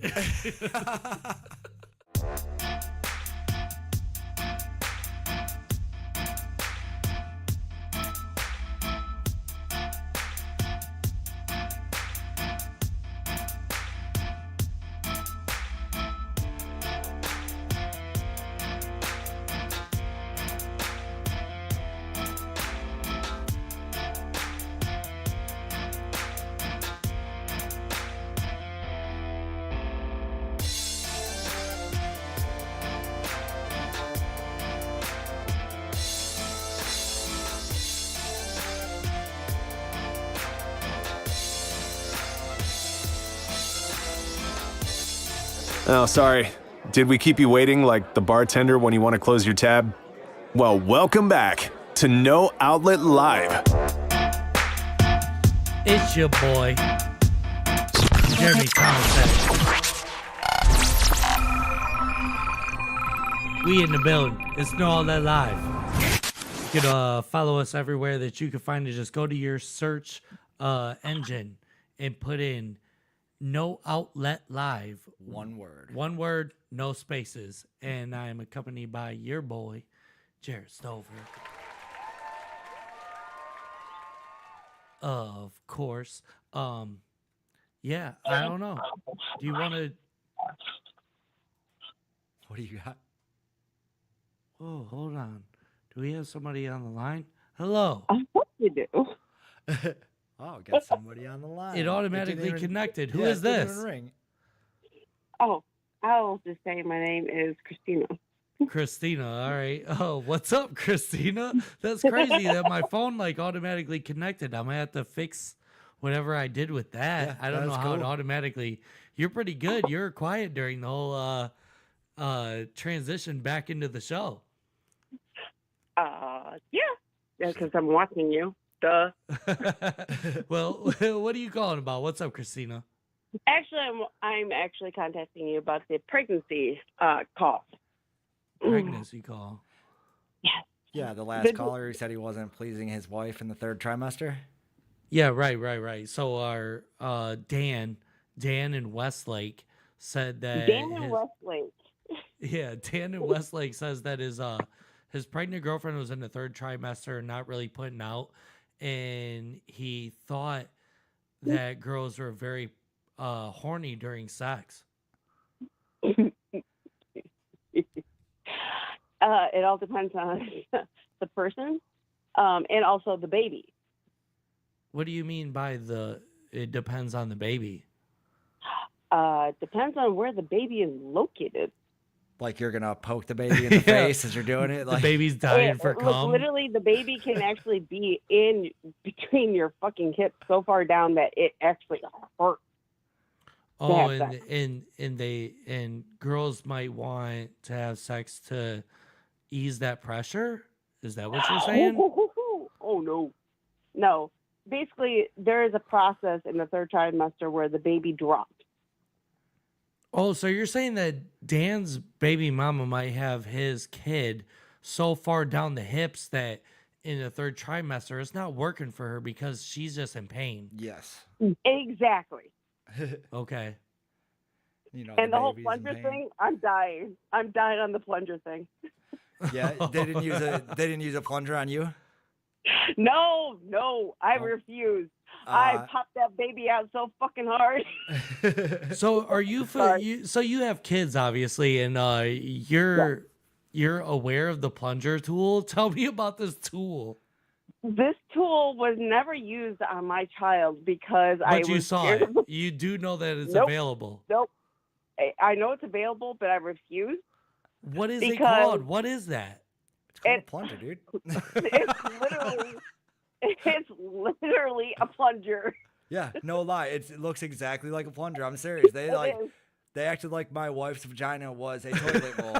It's That was clogged up. It's technically called a forceps. Ah, okay. Forceps. I thought that Forceps was is not. Forceps is like a. yeah, a pair of scissors that has like But two it little has like things that on the claw end. thing. Yeah. It's like how You you would think. you turn a pork butt upside down in a pan or Yeah. something. You would think. Well, you would think, but no. Well, They call it forceps is a forceps. plunger. It's the other terminology that they use, but yes. So then, what is the other tool called? Because they also brought that thing out, and they were like, you know, tonguing my baby's head too. Like at one point, she wasn't coming out. Pretty sure Dude, those they're are just tonguing tongs. and plunging your daughter. Yeah, dude, I was like, I don't know if this baby's gonna survive for real. You know what I'm saying? They brought out everything Yeah, from well, the see, I kitchen. lucked out. The kitchen I was lucked out. empty. My first child, they were going to bring out the plunger. Oh wow! Well, I lucked out. And you I just had shot a- it out. I literally did. How do you actually do that? As like, I'm just Shoot gonna be out a honest with. baby? Well, as a man, I really can't conceive this idea You of couldn't. You pushing a couldn't. baby out. And like, what are You- you doing? you Are you like could not. flexing your abs to get that Well, out? When they say literally- push, what are you doing? Okay, so when you push, you actually push it. But But with like, my what are first you one- pushing? Are you flexing your abs? No, you're 'Cause doing like Kegels. You're literally, it's every muscle in your body, shoulders, neck, You're abs, flexing it. Yes. everything, your thighs, your hips, everything is going into it. It's a full body workout. Damn. I don't know if I could do that. Like all the pushing and stuff. I'd be like, just get the fuck out of here. You know what I'm saying? This How shit hurts. how That's bad pretty much does where it? we're at. How bad does it hurt? Because I brought up a little bit ago on the internet, they say that the closest a man will get is tooth pain to giving childbirth. Do you agree Is with that? passing a fucking gallstone or kidney stone. Okay, now that's Um, another thing I've heard a lot about is like when men pass a kidney stone, those are the worst. Those You guys are bitches. Yeah, we are. No, we know it. We take a poop and it hurts, and we're like, this is insane. Like, Dude, I get a cold and I drink a half bottle of NyQuil. We covered that in the first Yeah, segment. No, literally, my first one, literally, they're threatening the plunger, they were threatening forceps, they were threatening everything. I just happened to be like, literally, my contractions were off the chart. Literally, like the needle was spiking off of the labor or the contraction chart. So I had a contraction. There's a contraction chart. it's kind of like There a is little thing. literally a Like a contraction chart. polygraph? Sort of, yeah. Yes. Like yes. same concept. Yes. And I had a contraction at the same time that they were grabbing the forceps, and I'm like going, and I Plunger. pushed. Yes, plunger. Forceps plunger. You saw them grabbing the plunger, and you were like, no. Put that shit away. Exactly. You And ain't I plunging my pushed. ass today. Exactly. I'm like, my kid's not gonna be a conehead. And if you think about the movie, So you thought the Conehead- same thing that Jarrod did about the conehead thing. Yeah. And because they tell you that, they're like, Yes. it could cone their head up a little bit. It'll pop back out to normal or whatever. Well, that's like a big common street joke is that, like, if you have sex with a pregnant chick, the indent is in the baby's head and stuff like that. So that's, like, real, the soft head. You're worried that, like, a cone head thing will happen. Yeah. Yes. And then you gotta do surgeries and stuff, I bet. Like, I don't know. No. Literally, you know No, what they they just tell grow you? up with a weird-ass hairline. No. You know what they tell you? You got You know what they tell the moms? What They do don't they tell say? the dads or anybody else. They tell the moms, squish the head down. Squish the head down. What, like, just like at Reform lunchtime every the day, head. you just hold their head down like a vice? Yes. What the fuck? That is crazy. Yeah. Childbirth in general is crazy. Like, everything about it. Like, That's why my head's so, like, I got like a short, fat head. that's what I'm saying. You're talking about your hairline. I know you got the plunger, dude. Damn, dude, it has sucked my hairline out. I literally delivered my first one like a football because I had contractions, plus I pushed, and it launched. Now, Nice. have you ever, like, popped, like, a serious pimple and the relief that comes out of it? Is that how you feel when you shit out a baby? No. No, there's no relief. Tell me about There's this no big-ass relief tampon that because- Jarrod's talking about. Here's the problem. Because after you pop out the kid, you go into a second labor. Ooh, man. Because your body's trying to, like, squeeze back the form? No. It's Oh. because the afterbirth. It's because of what? Afterbirth. Oh, the, like, plasma and goo that comes out afterwards. Yep. And then it's gross. They fucking eat it right in front of you. It's disgusting. No. That might be a delicacy in other countries. Nope. Well, they say if you eat it, there's a lot of like nutrients and proteins and stuff that really helps you. It's like- stem cell. Okay, It's all there's stem cell. You could be like Joe Rogan. You'd be jacked right now. Oh yeah, if I was eating placenta. Yeah, dude. Like Joe Rogan. That's how he got that good. Oh yeah. He was eating placenta from Dude, you can every- have people out here eating placenta. fucking- I could be in shape like some fat dude just taking Yeah, down fucking protein placentas. shakes, half placenta. Yeah, right. Yeah. That might be the first product we sell here on NoOutletLive is placenta protein shakes.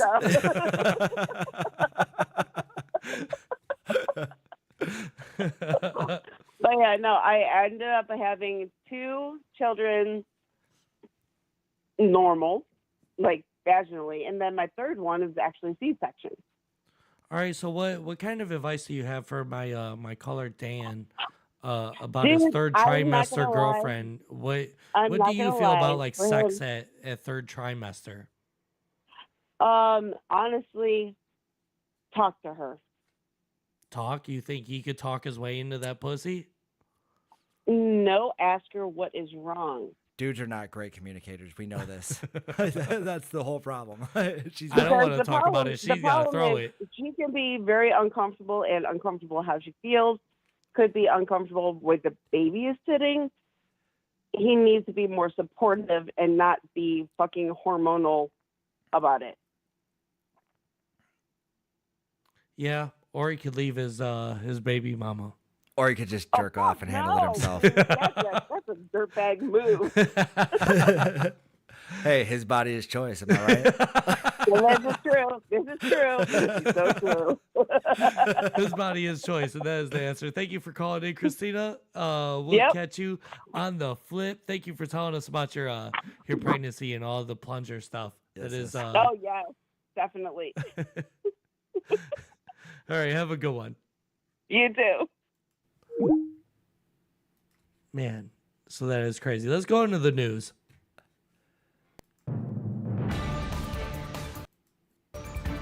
No Outlet News. No Outlet News.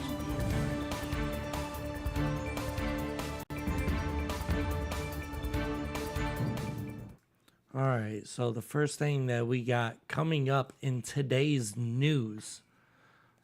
Oh, hold on. Oh, you know what? This is another thing that did I bring up the article I did? What article? The article we have in shoutout.com. Go to voyageohio.com and check out our article on NoOutletLive. Oh, yeah. The story of all my stuff. We covered that earlier. In our first news story, we got teenager dies after dropping her cell phone in a bathtub while on a call with her friend. Okay. This is the premierdaily.com. Says that Maria was engaged in a casual phone call with her friend. She found herself relaxing in a bathtub. Her phone plunged in nearby. In a heart-wrenching turn, her grip on the device faltered, and it slipped from her hand, plunging into the water. Within moments, a horrifying short circuit erupted, sending shockwaves of panic and despair through the air. I bet. Emergency services rushed to the scene. Their efforts tireless and desperate. They made valiant attempts, but Maria could not be revived. So she got electrocuted by dropping her cell phone into the bathtub.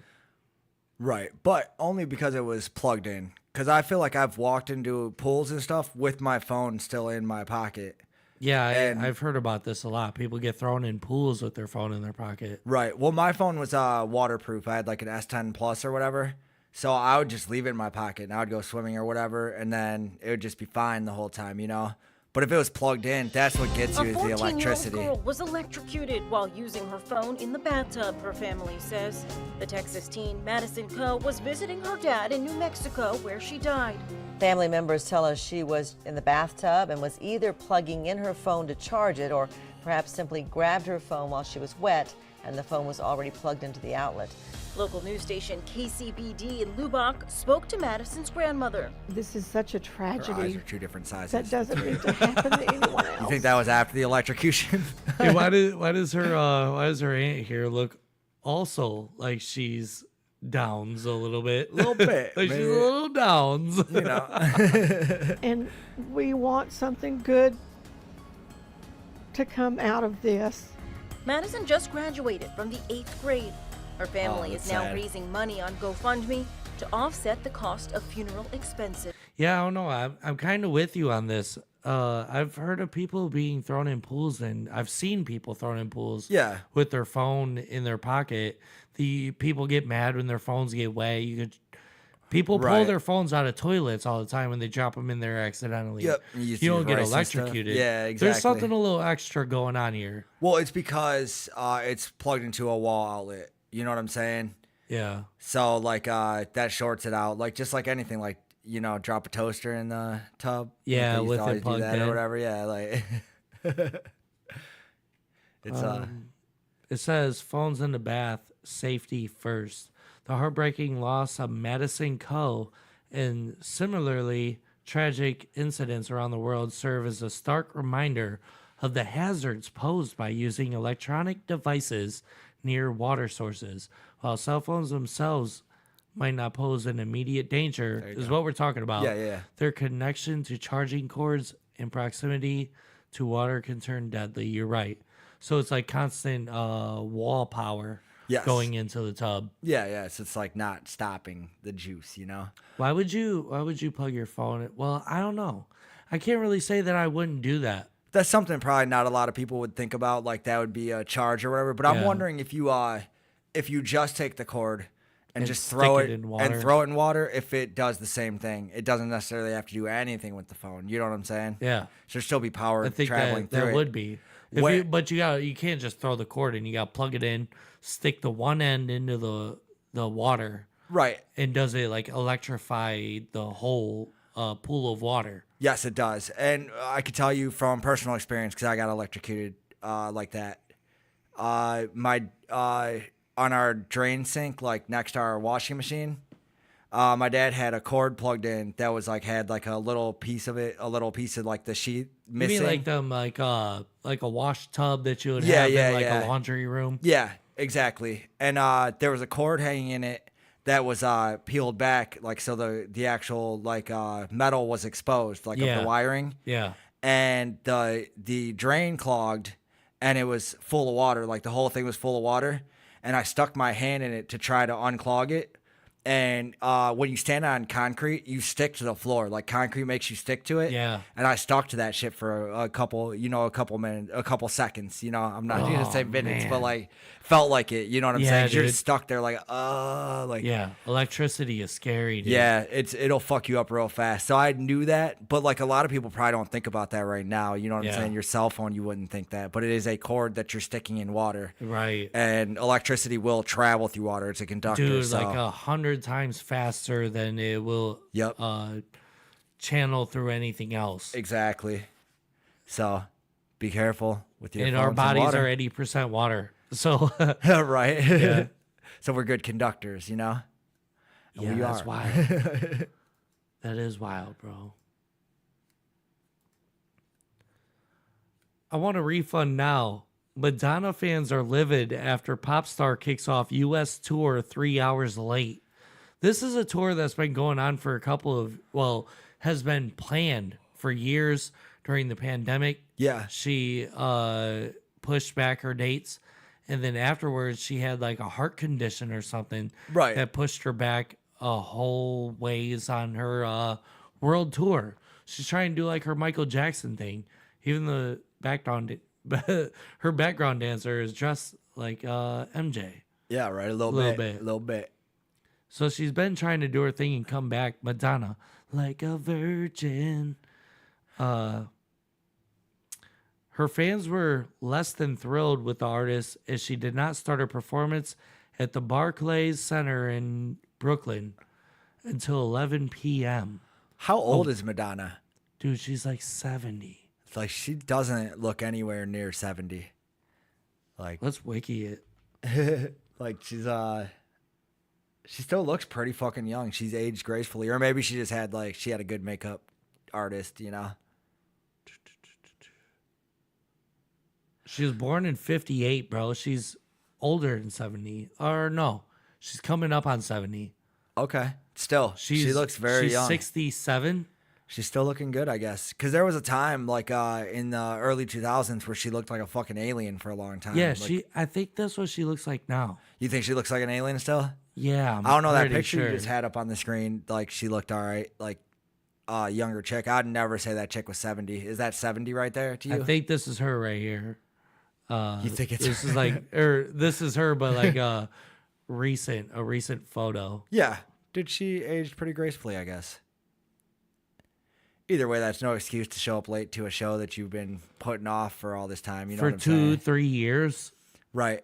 And the problem is, she probably could have got away with that shit if ticket prices weren't so extremely expensive right now. You know what I'm saying? Is she doing like a fire festival thing? Maybe, sort of. You know what I'm saying? She gave everybody ham and cheese sandwiches or Yeah, whatever. dude.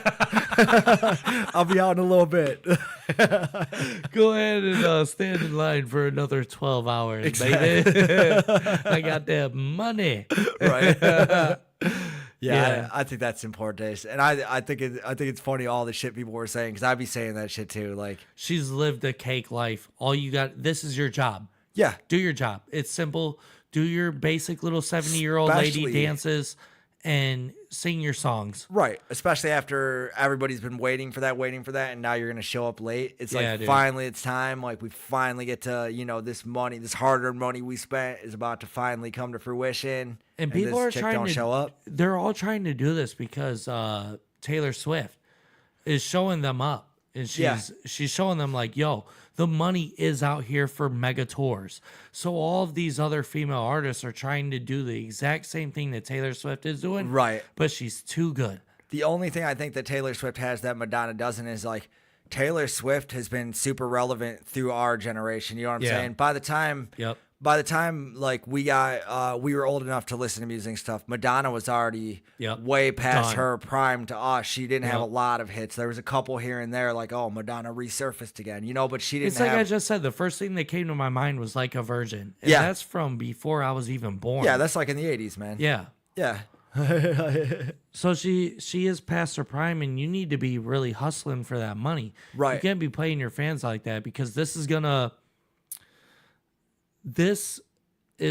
to continue throughout the tour. Right. And people are just gonna bail out now. Yep.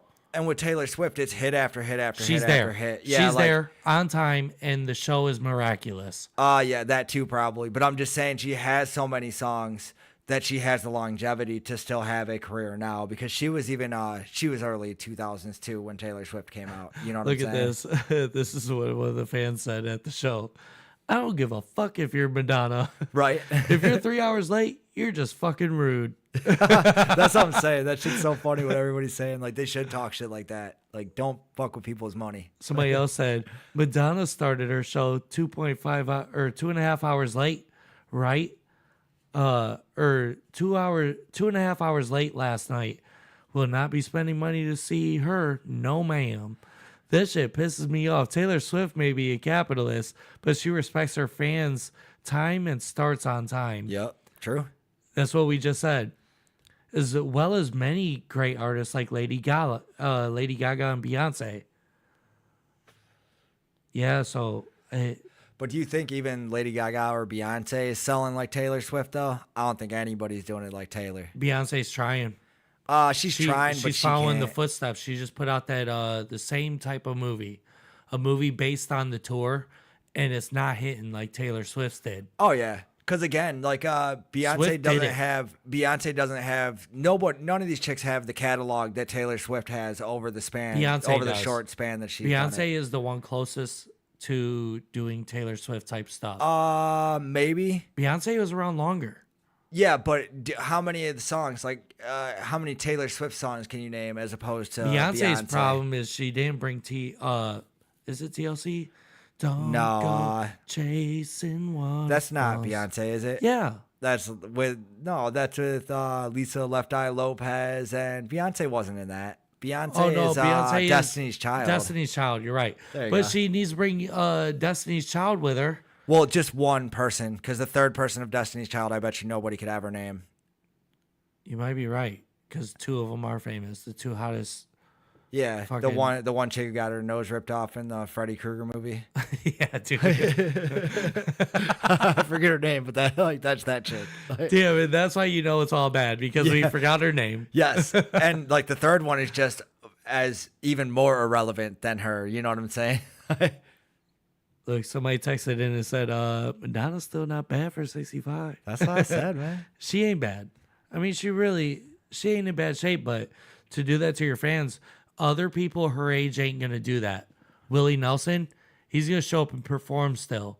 The Beatles will show up and perform. Roger Waters from Pink Floyd, he's going to show up and perform. Oh, yeah, but do you think any of those people you named are going to pack stadiums, though? Pink Floyd still does. And they're separated.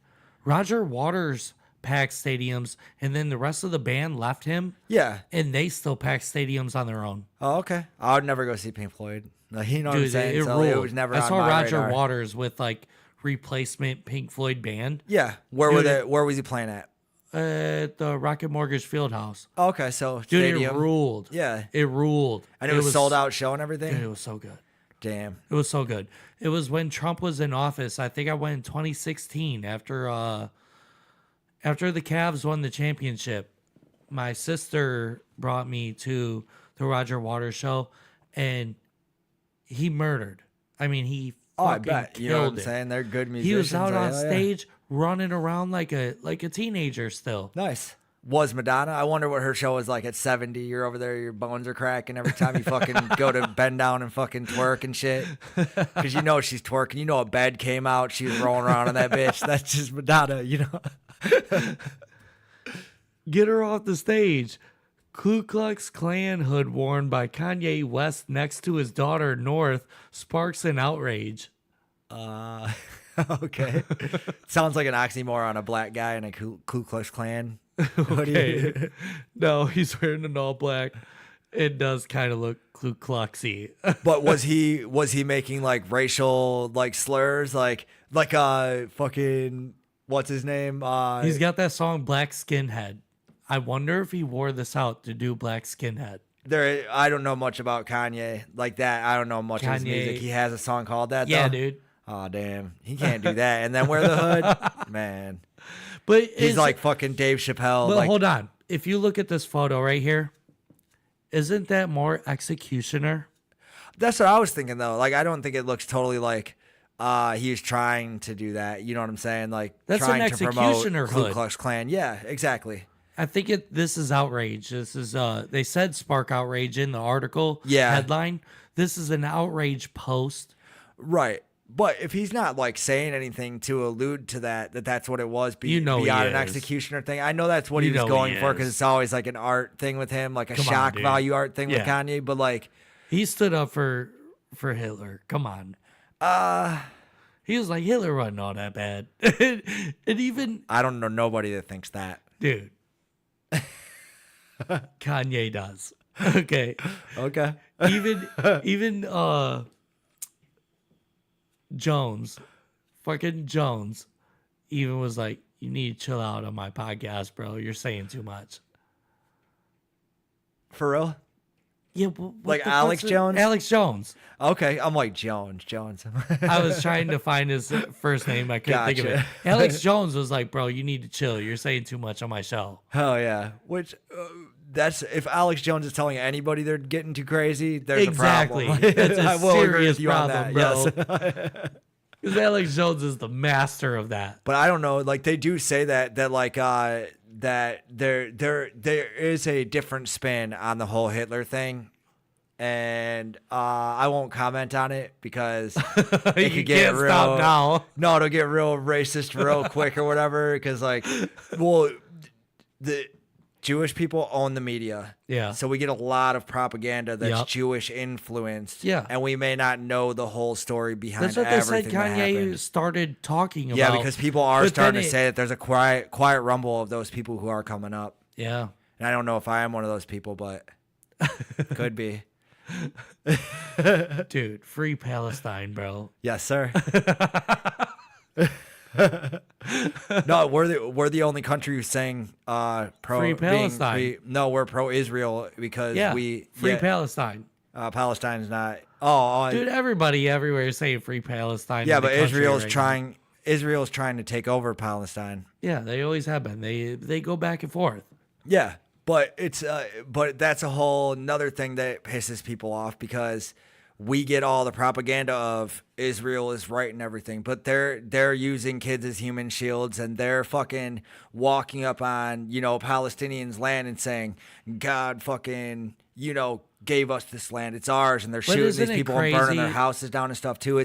They're all doing shit. You know what I'm saying? Isn't it kind of crazy that people are like, gays for Palestine and stuff like that? Now that's a little overboard. That's a little crazy. Yeah. Yeah, for like, sure. Come on, you go to Palestine and you're gay, they're stoning you. Yes. You're going to get stoned to death. Yes. That's not their fault. That's just the way they were born. Like, you know what I'm saying? Like, but no, that whole situation is crazy because there's a lot of things that we're told that probably are only half truths because we have Jewish run media. And maybe this is what Kanye's doing with this. And dude, there's like He's videos. still like leaning in. Right. Well, and there's videos of Jewish people talking about like, Christians bow at the feet of one Jew, but they should be bowing at the feet of us all. Like they are trying to eradicate people too, and they're saying they're not. They're genociding the Palestinians for sure. You know what I'm saying? Trying to get that payback now. It's 2023. Right. Well, and truly, they're already going over and like taking up like putting little communities inside of Gaza that are like Israelis, like Jewish people, and like I said, they're just walking up on people's land and they're like, God gave us this land. This is our land. And they're like, no, this is our property. And they're like, nah, we'll just burn down your house and kill your dogs. Like, you know what I'm saying? Like, it's a little rough. Like, what side you should be on, I don't know. It is rough. But I have a feeling like when the people on the other side of the wall are using like fertilizer rockets, and every time they shoot a fertilizer rocket over the wall, they just blast them with every fucking rocket they have. Like, dude, I think that may be a little skewed in the favor of Israel. There was this video I saw on CNN News where they're interviewing this dude from the Israeli army, and they were asking him about the defense against Palestine's attacks, and he started talking about using white phosphorus rockets. Yeah. And that's illegal. That's like a Geneva Convention That's thing. what I'm saying, though. They use that shit like it's nothing. And the second he started saying, like, oh, yeah, we got these rockets with white phosphorus in it, and they cut the feed on CNN. They had to. How could they not? And that was right when this all started. They're like, nope, he didn't say that. You didn't just hear that. But in every other country, he would have got to finish what he was saying before they cut him off. Yeah. But here, because we are the Jewish-run media, Right. we get that propaganda. You know what Yep. I'm saying? And they're gonna do what they can to cover up their bullshit too. You know what I'm saying? Yeah. So- CNN do better. Yes. Just media in general do better, I feel like. Like, tell the truth. Like, tell actual facts instead of just opinions. True that. I feel that. In other news, U.S. Space Force. I didn't realize Space Force is real.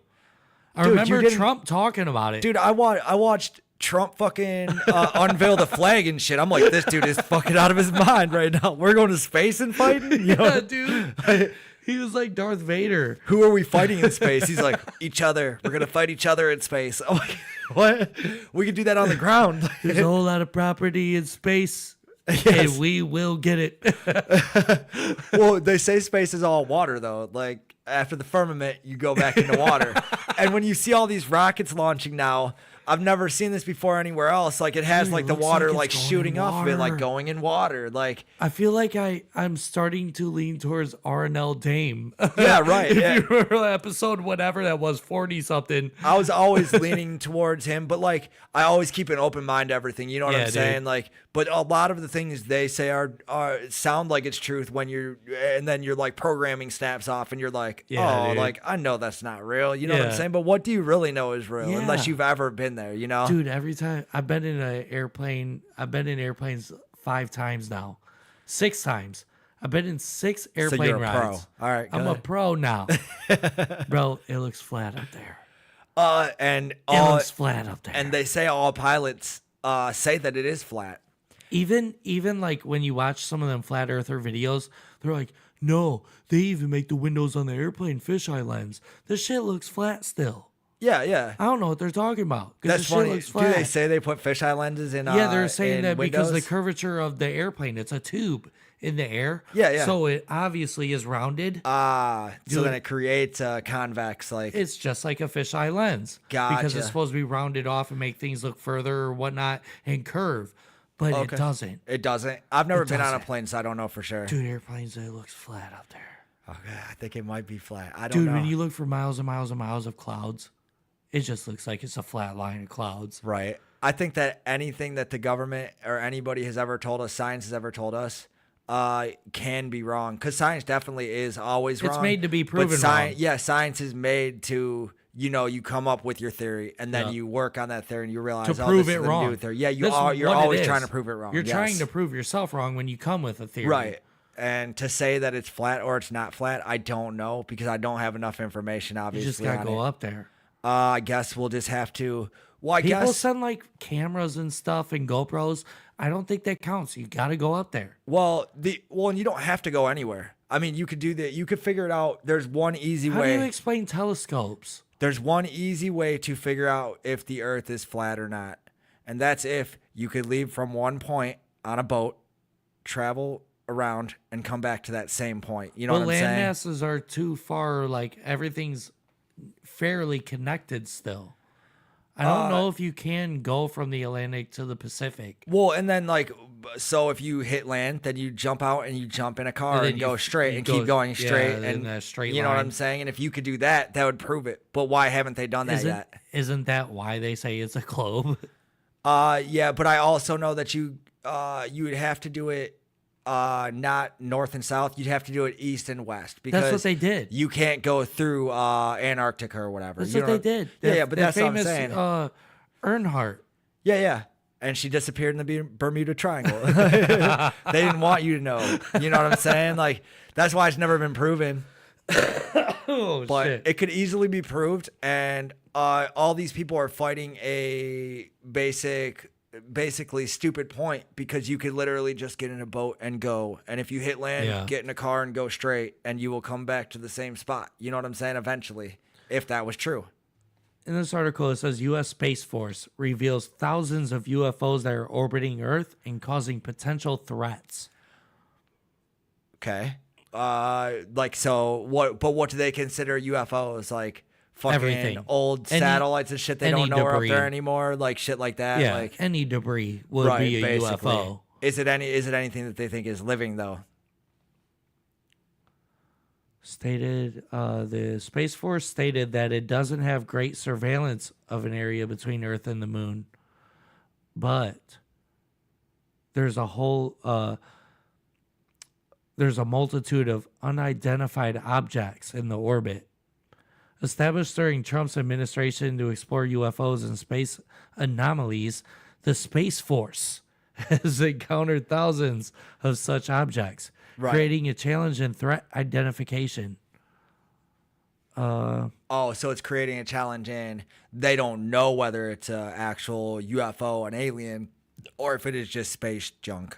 One concern highlighted in the Space Doctrine publication 3 through 100, Space Domain Awareness, is the region between Earth and the Moon. Space Force acknowledges a lack of comprehensive access to patrol this area for potential threats. You're right. So they're just worried that they don't know if it's there. Yeah, because they're like, oh, we get this heat signature from this, and it's probably just a traveling piece of trash through the solar system or whatever. Yeah. Gotcha. Or like just like a wave. Yeah. Because like you know how the sun, have you ever seen the pictures where it shoots out like radiation and stuff like that? Yeah. Infrared. It just shoots it out. So maybe they're catching that and they're not able to cover all of the space around Earth. Right. So that's what they're actually worried about. I don't think we've ever been into space. You know what I'm saying? I mean, why is it such a big deal that we can't get a rocket into space right now, but we did it back in the day? You know, that don't make a lot of sense because technology always moves forward. So we just went to the moon and we were like, fuck it, we conquered space. That's good. You know what I'm saying? Like that kind of doesn't make a lot of sense. So I'm wondering, you know, that's why there are theories such as, oh yeah, it's water and the firmament and all that, because nobody really knows, because for some reason we just haven't went back. And you'll watch videos like of dudes talking about it, like scientists, and they'll be like, yeah, we just lost that technology. I know, you know, the like, moon landing. Yeah, I know, dude.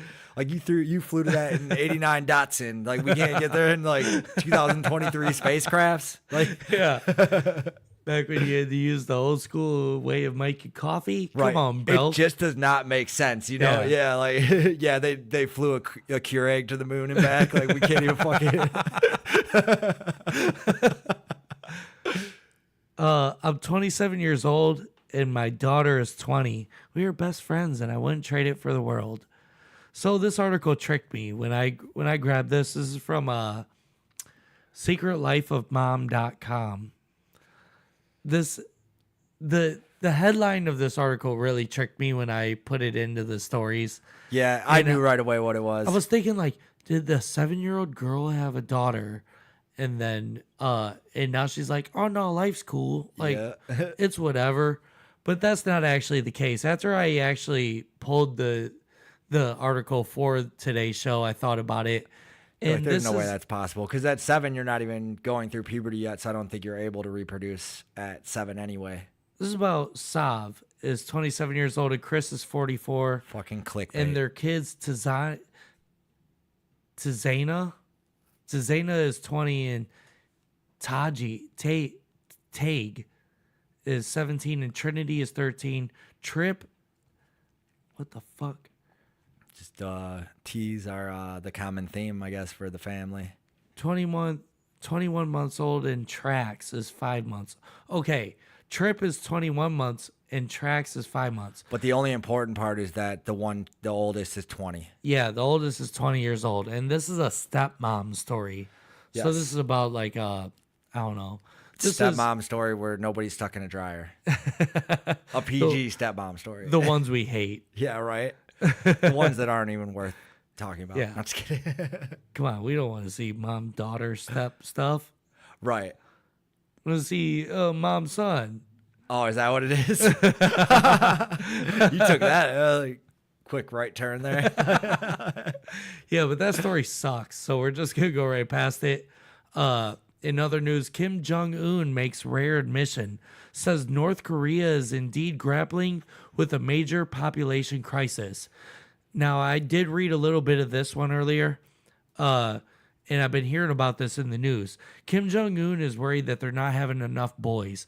And this is a common thing throughout a lot of the Asian cultures. Yeah. Is they're saying because of the way that they started restricting the birth of female children, which maybe that's propaganda. I don't know. Well, no, it makes perfect sense. Because, so China is going through a population problem like this as well because They need more everybody men in for the- China is old now. And you have to be a man to be in the military. Yeah, You're and- not allowed to be a female military person in China. Right. And,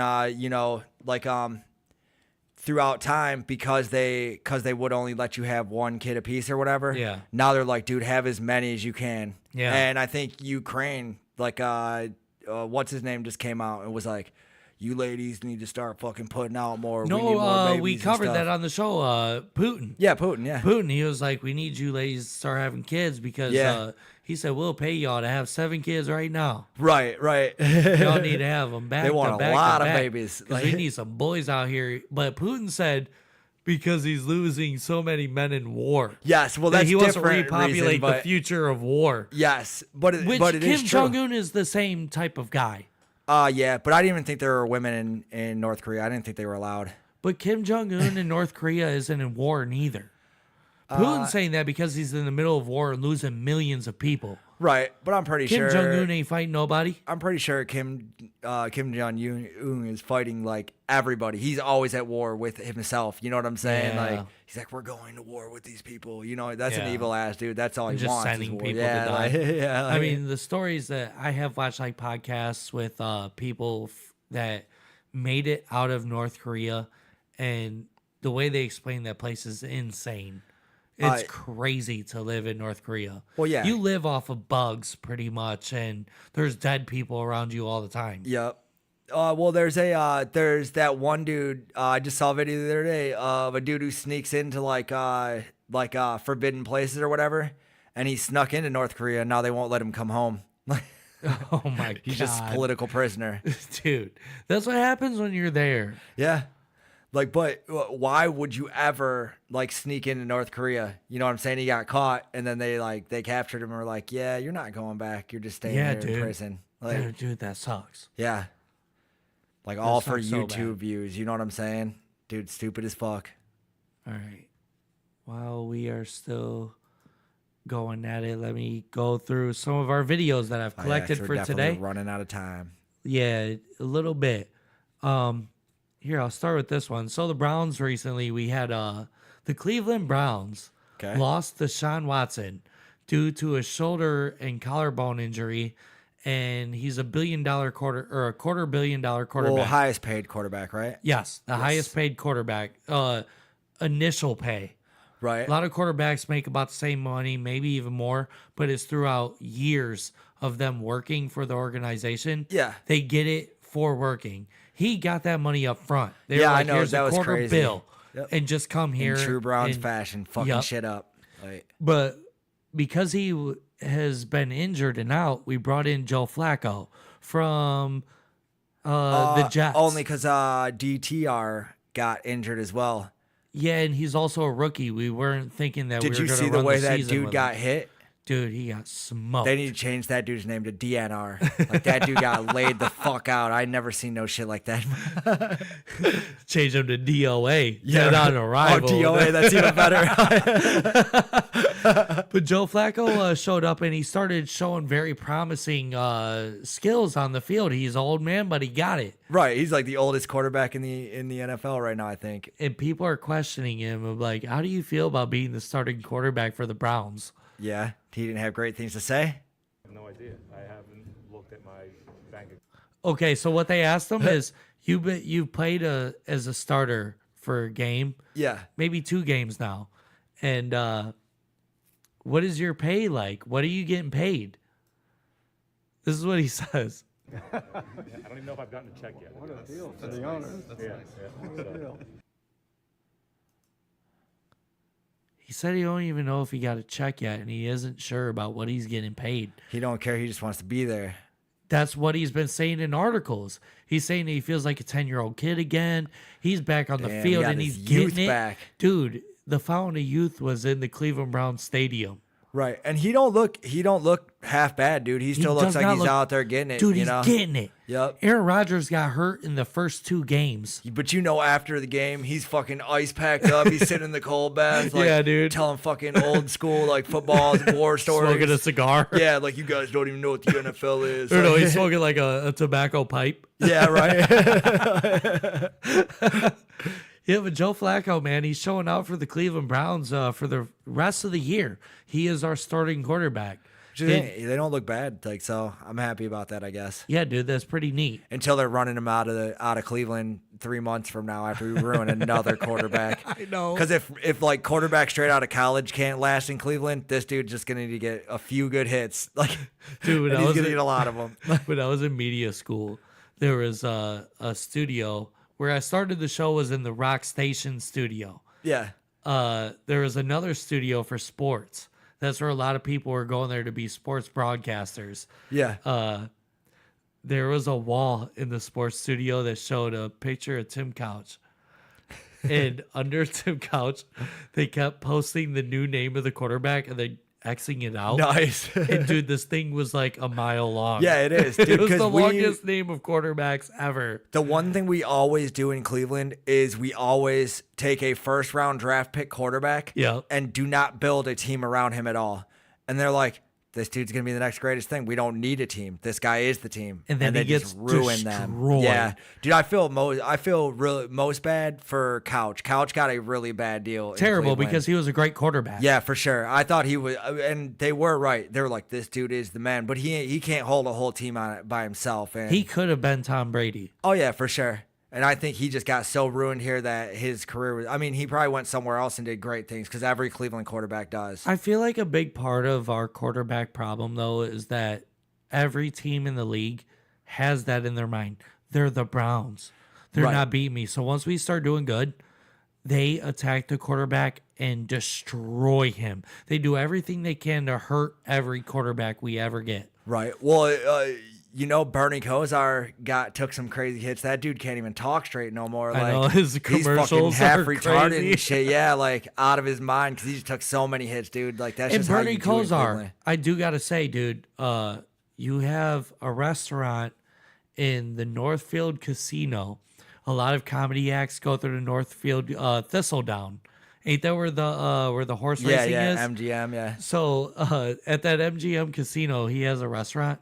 Dude, it blows, and it's way overpriced. It's bad? Okay. I've never been, but if you're gonna spend money on like good steaks and a good meal out here, do not go to Bernie Kosar's at MGM. Nice. Yeah, I probably wouldn't anyway, because my landlord is like this trashy rich chick, and like her boyfriend is Bernie Kosar. That's my link to Bernie Kosar. Swear to God. No. Yeah. Like, yeah. And like her father He be chilling is like, with Taylor Swift. Yeah. But so does she. You know what I'm saying? Damn, behind for the real? scenes. I don't know if I ever seen Bernie Kosar with the chick on his arm ever, but that's his chick. Is this the same lady you got spicy with that one day? Yeah, because she showed up unannounced. I was like, what the fuck do you think you're doing here?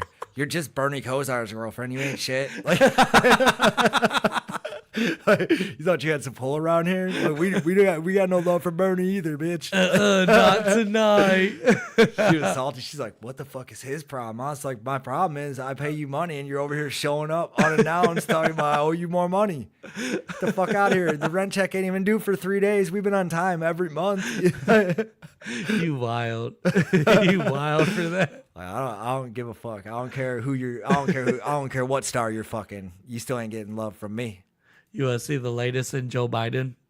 Do I need to? Yes. I can probably almost guess what it's going to be. What do you guess it is? It's just probably some strange rant about nothing at all. Like, but it's funny. I know it's funny. Dude, it's so good.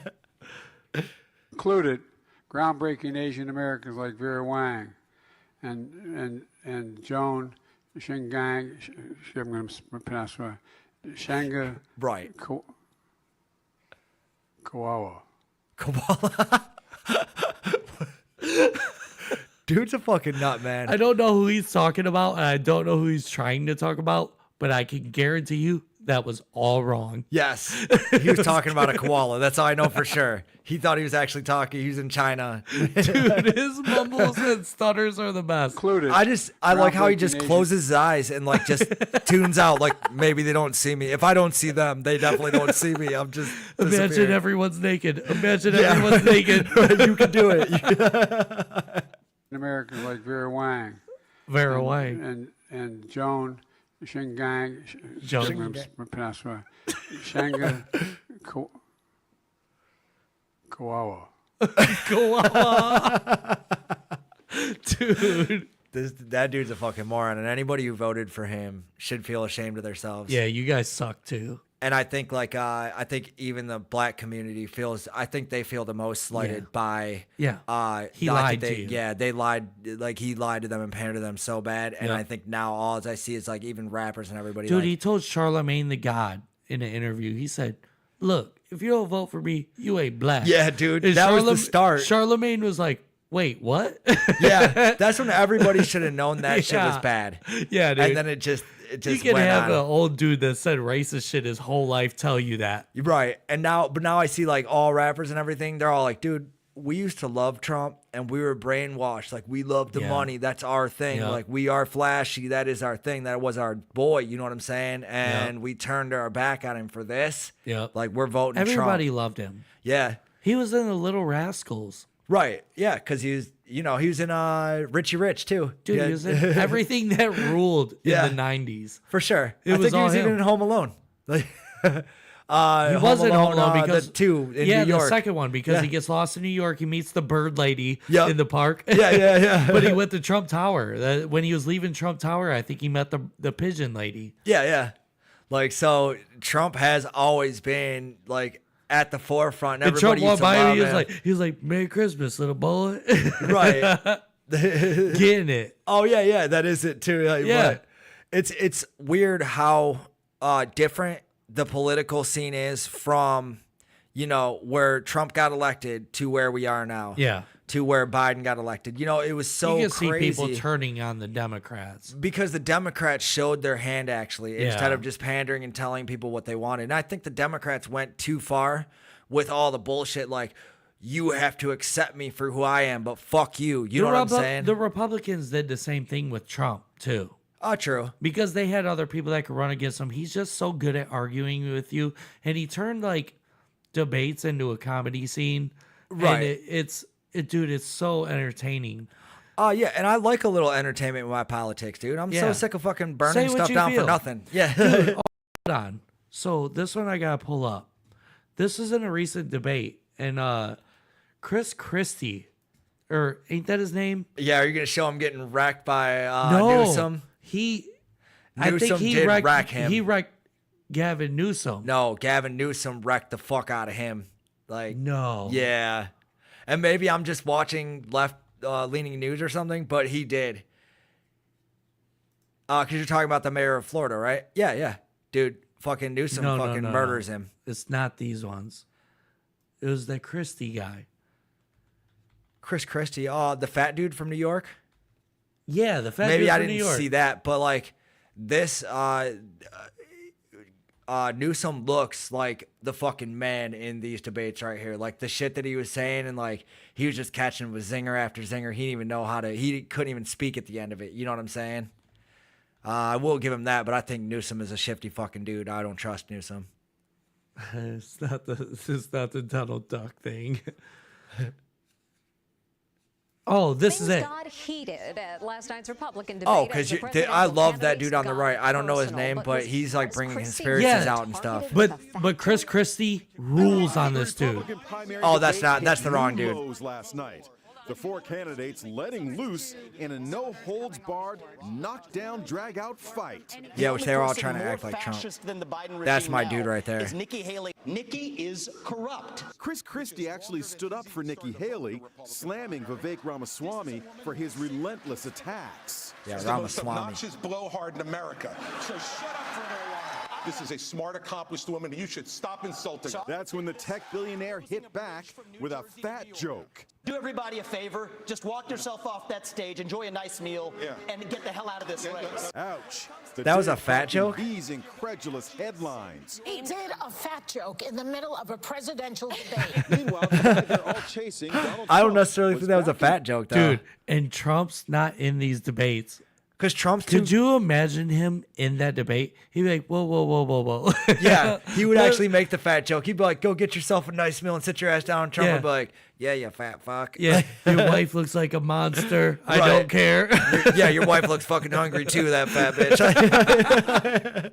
We all know it. He don't need a meal, his wife does.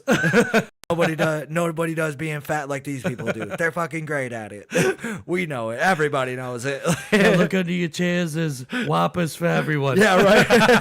Everybody goes crazy for Whoppers like Right. fucking Oprah. Yeah, but it is crazy. They are trying to debate Trump style now. This election. I thought that was so crazy about that debate because I was like, everybody's just trying to be Trump. Yeah. Nobody's telling you what they're actually trying to do for the country, though. They're It's bickering. Trump did that, but Trump also said what he was going to do and what his plan was. You know what I'm saying? I feel like these people don't even have a plan. It's just They're just whoever saying talks. shit. They're like whoever's the best roaster. Like is going to be the next president. You know what I'm saying? For sure.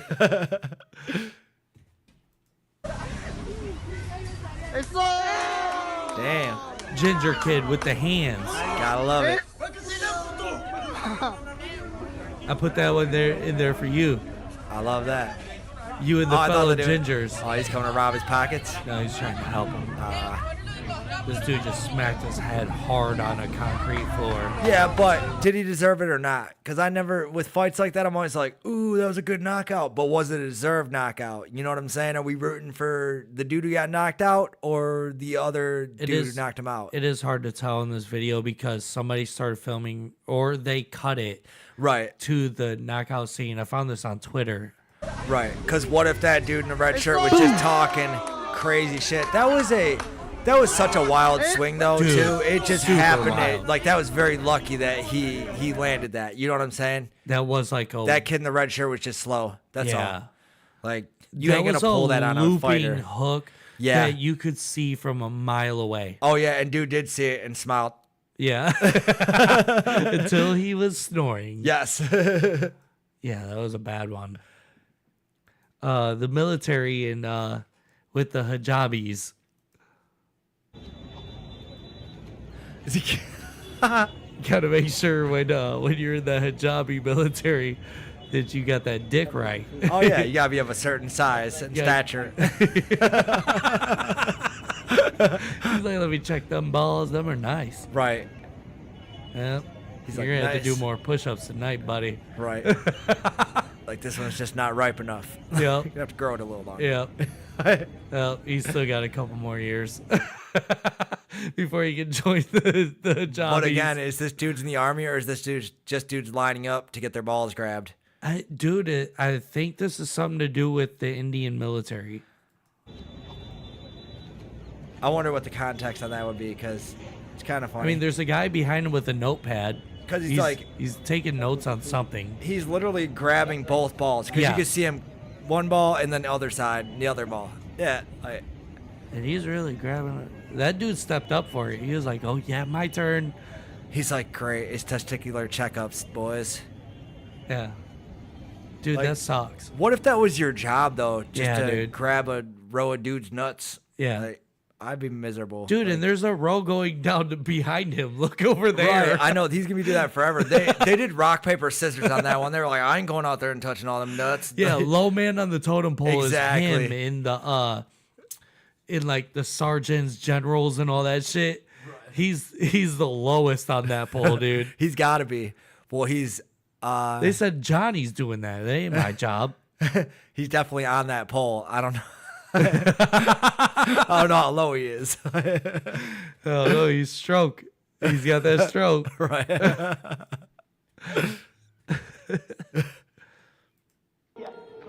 This is a medieval tool. Or a weapon of some sort. Damn. Yeah, a torture device, maybe. Dude. But I don't know. They put the crank so you could kind of crank it yourself. Yeah. Maybe people were using that as like a fetish tool. Yeah, dude. That's what I'm kind of thinking. Like, fetish play has been going on since like the 1600s. Oh yeah. If we can make that brass dildo is pretty big. Yeah.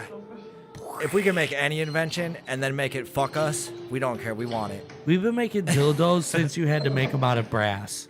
Oh yeah. And copper. Dude, back in like George Washington days, they were using wooden dildos and shit. Like that had to hurt like a bitch. Wasn't that in all the history books? George Washington had a wooden dildo? Yeah. And wooden teeth, you know what I'm saying? Like, wooden teeth and a wooden dildo. He got the wooden teeth from the wooden dildo. Yeah, after he used the wooden dildo, it was always compressed down into his teeth to pay homage to.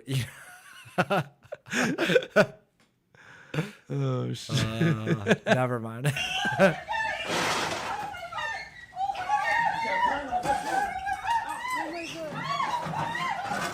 What is it? A monkey?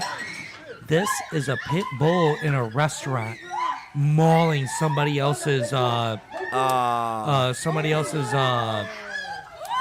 are they called? The fucking service dog?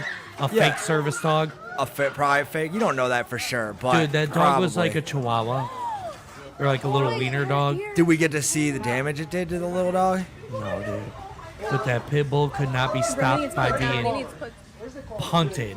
Right. It was getting punted repeatedly. Oh yeah, dude. They're monsters, dude. Like if a pit bull attacks you, like you're done. Why take your pit bull to a restaurant or a bar where you know people bring their dogs? Well, why? Because you could even have a good pit bull that is good with other animals, but you don't know what kind of vibe some stranger's dog is giving off. True. But most dogs that are highly trained, like can handle that, even pit bulls.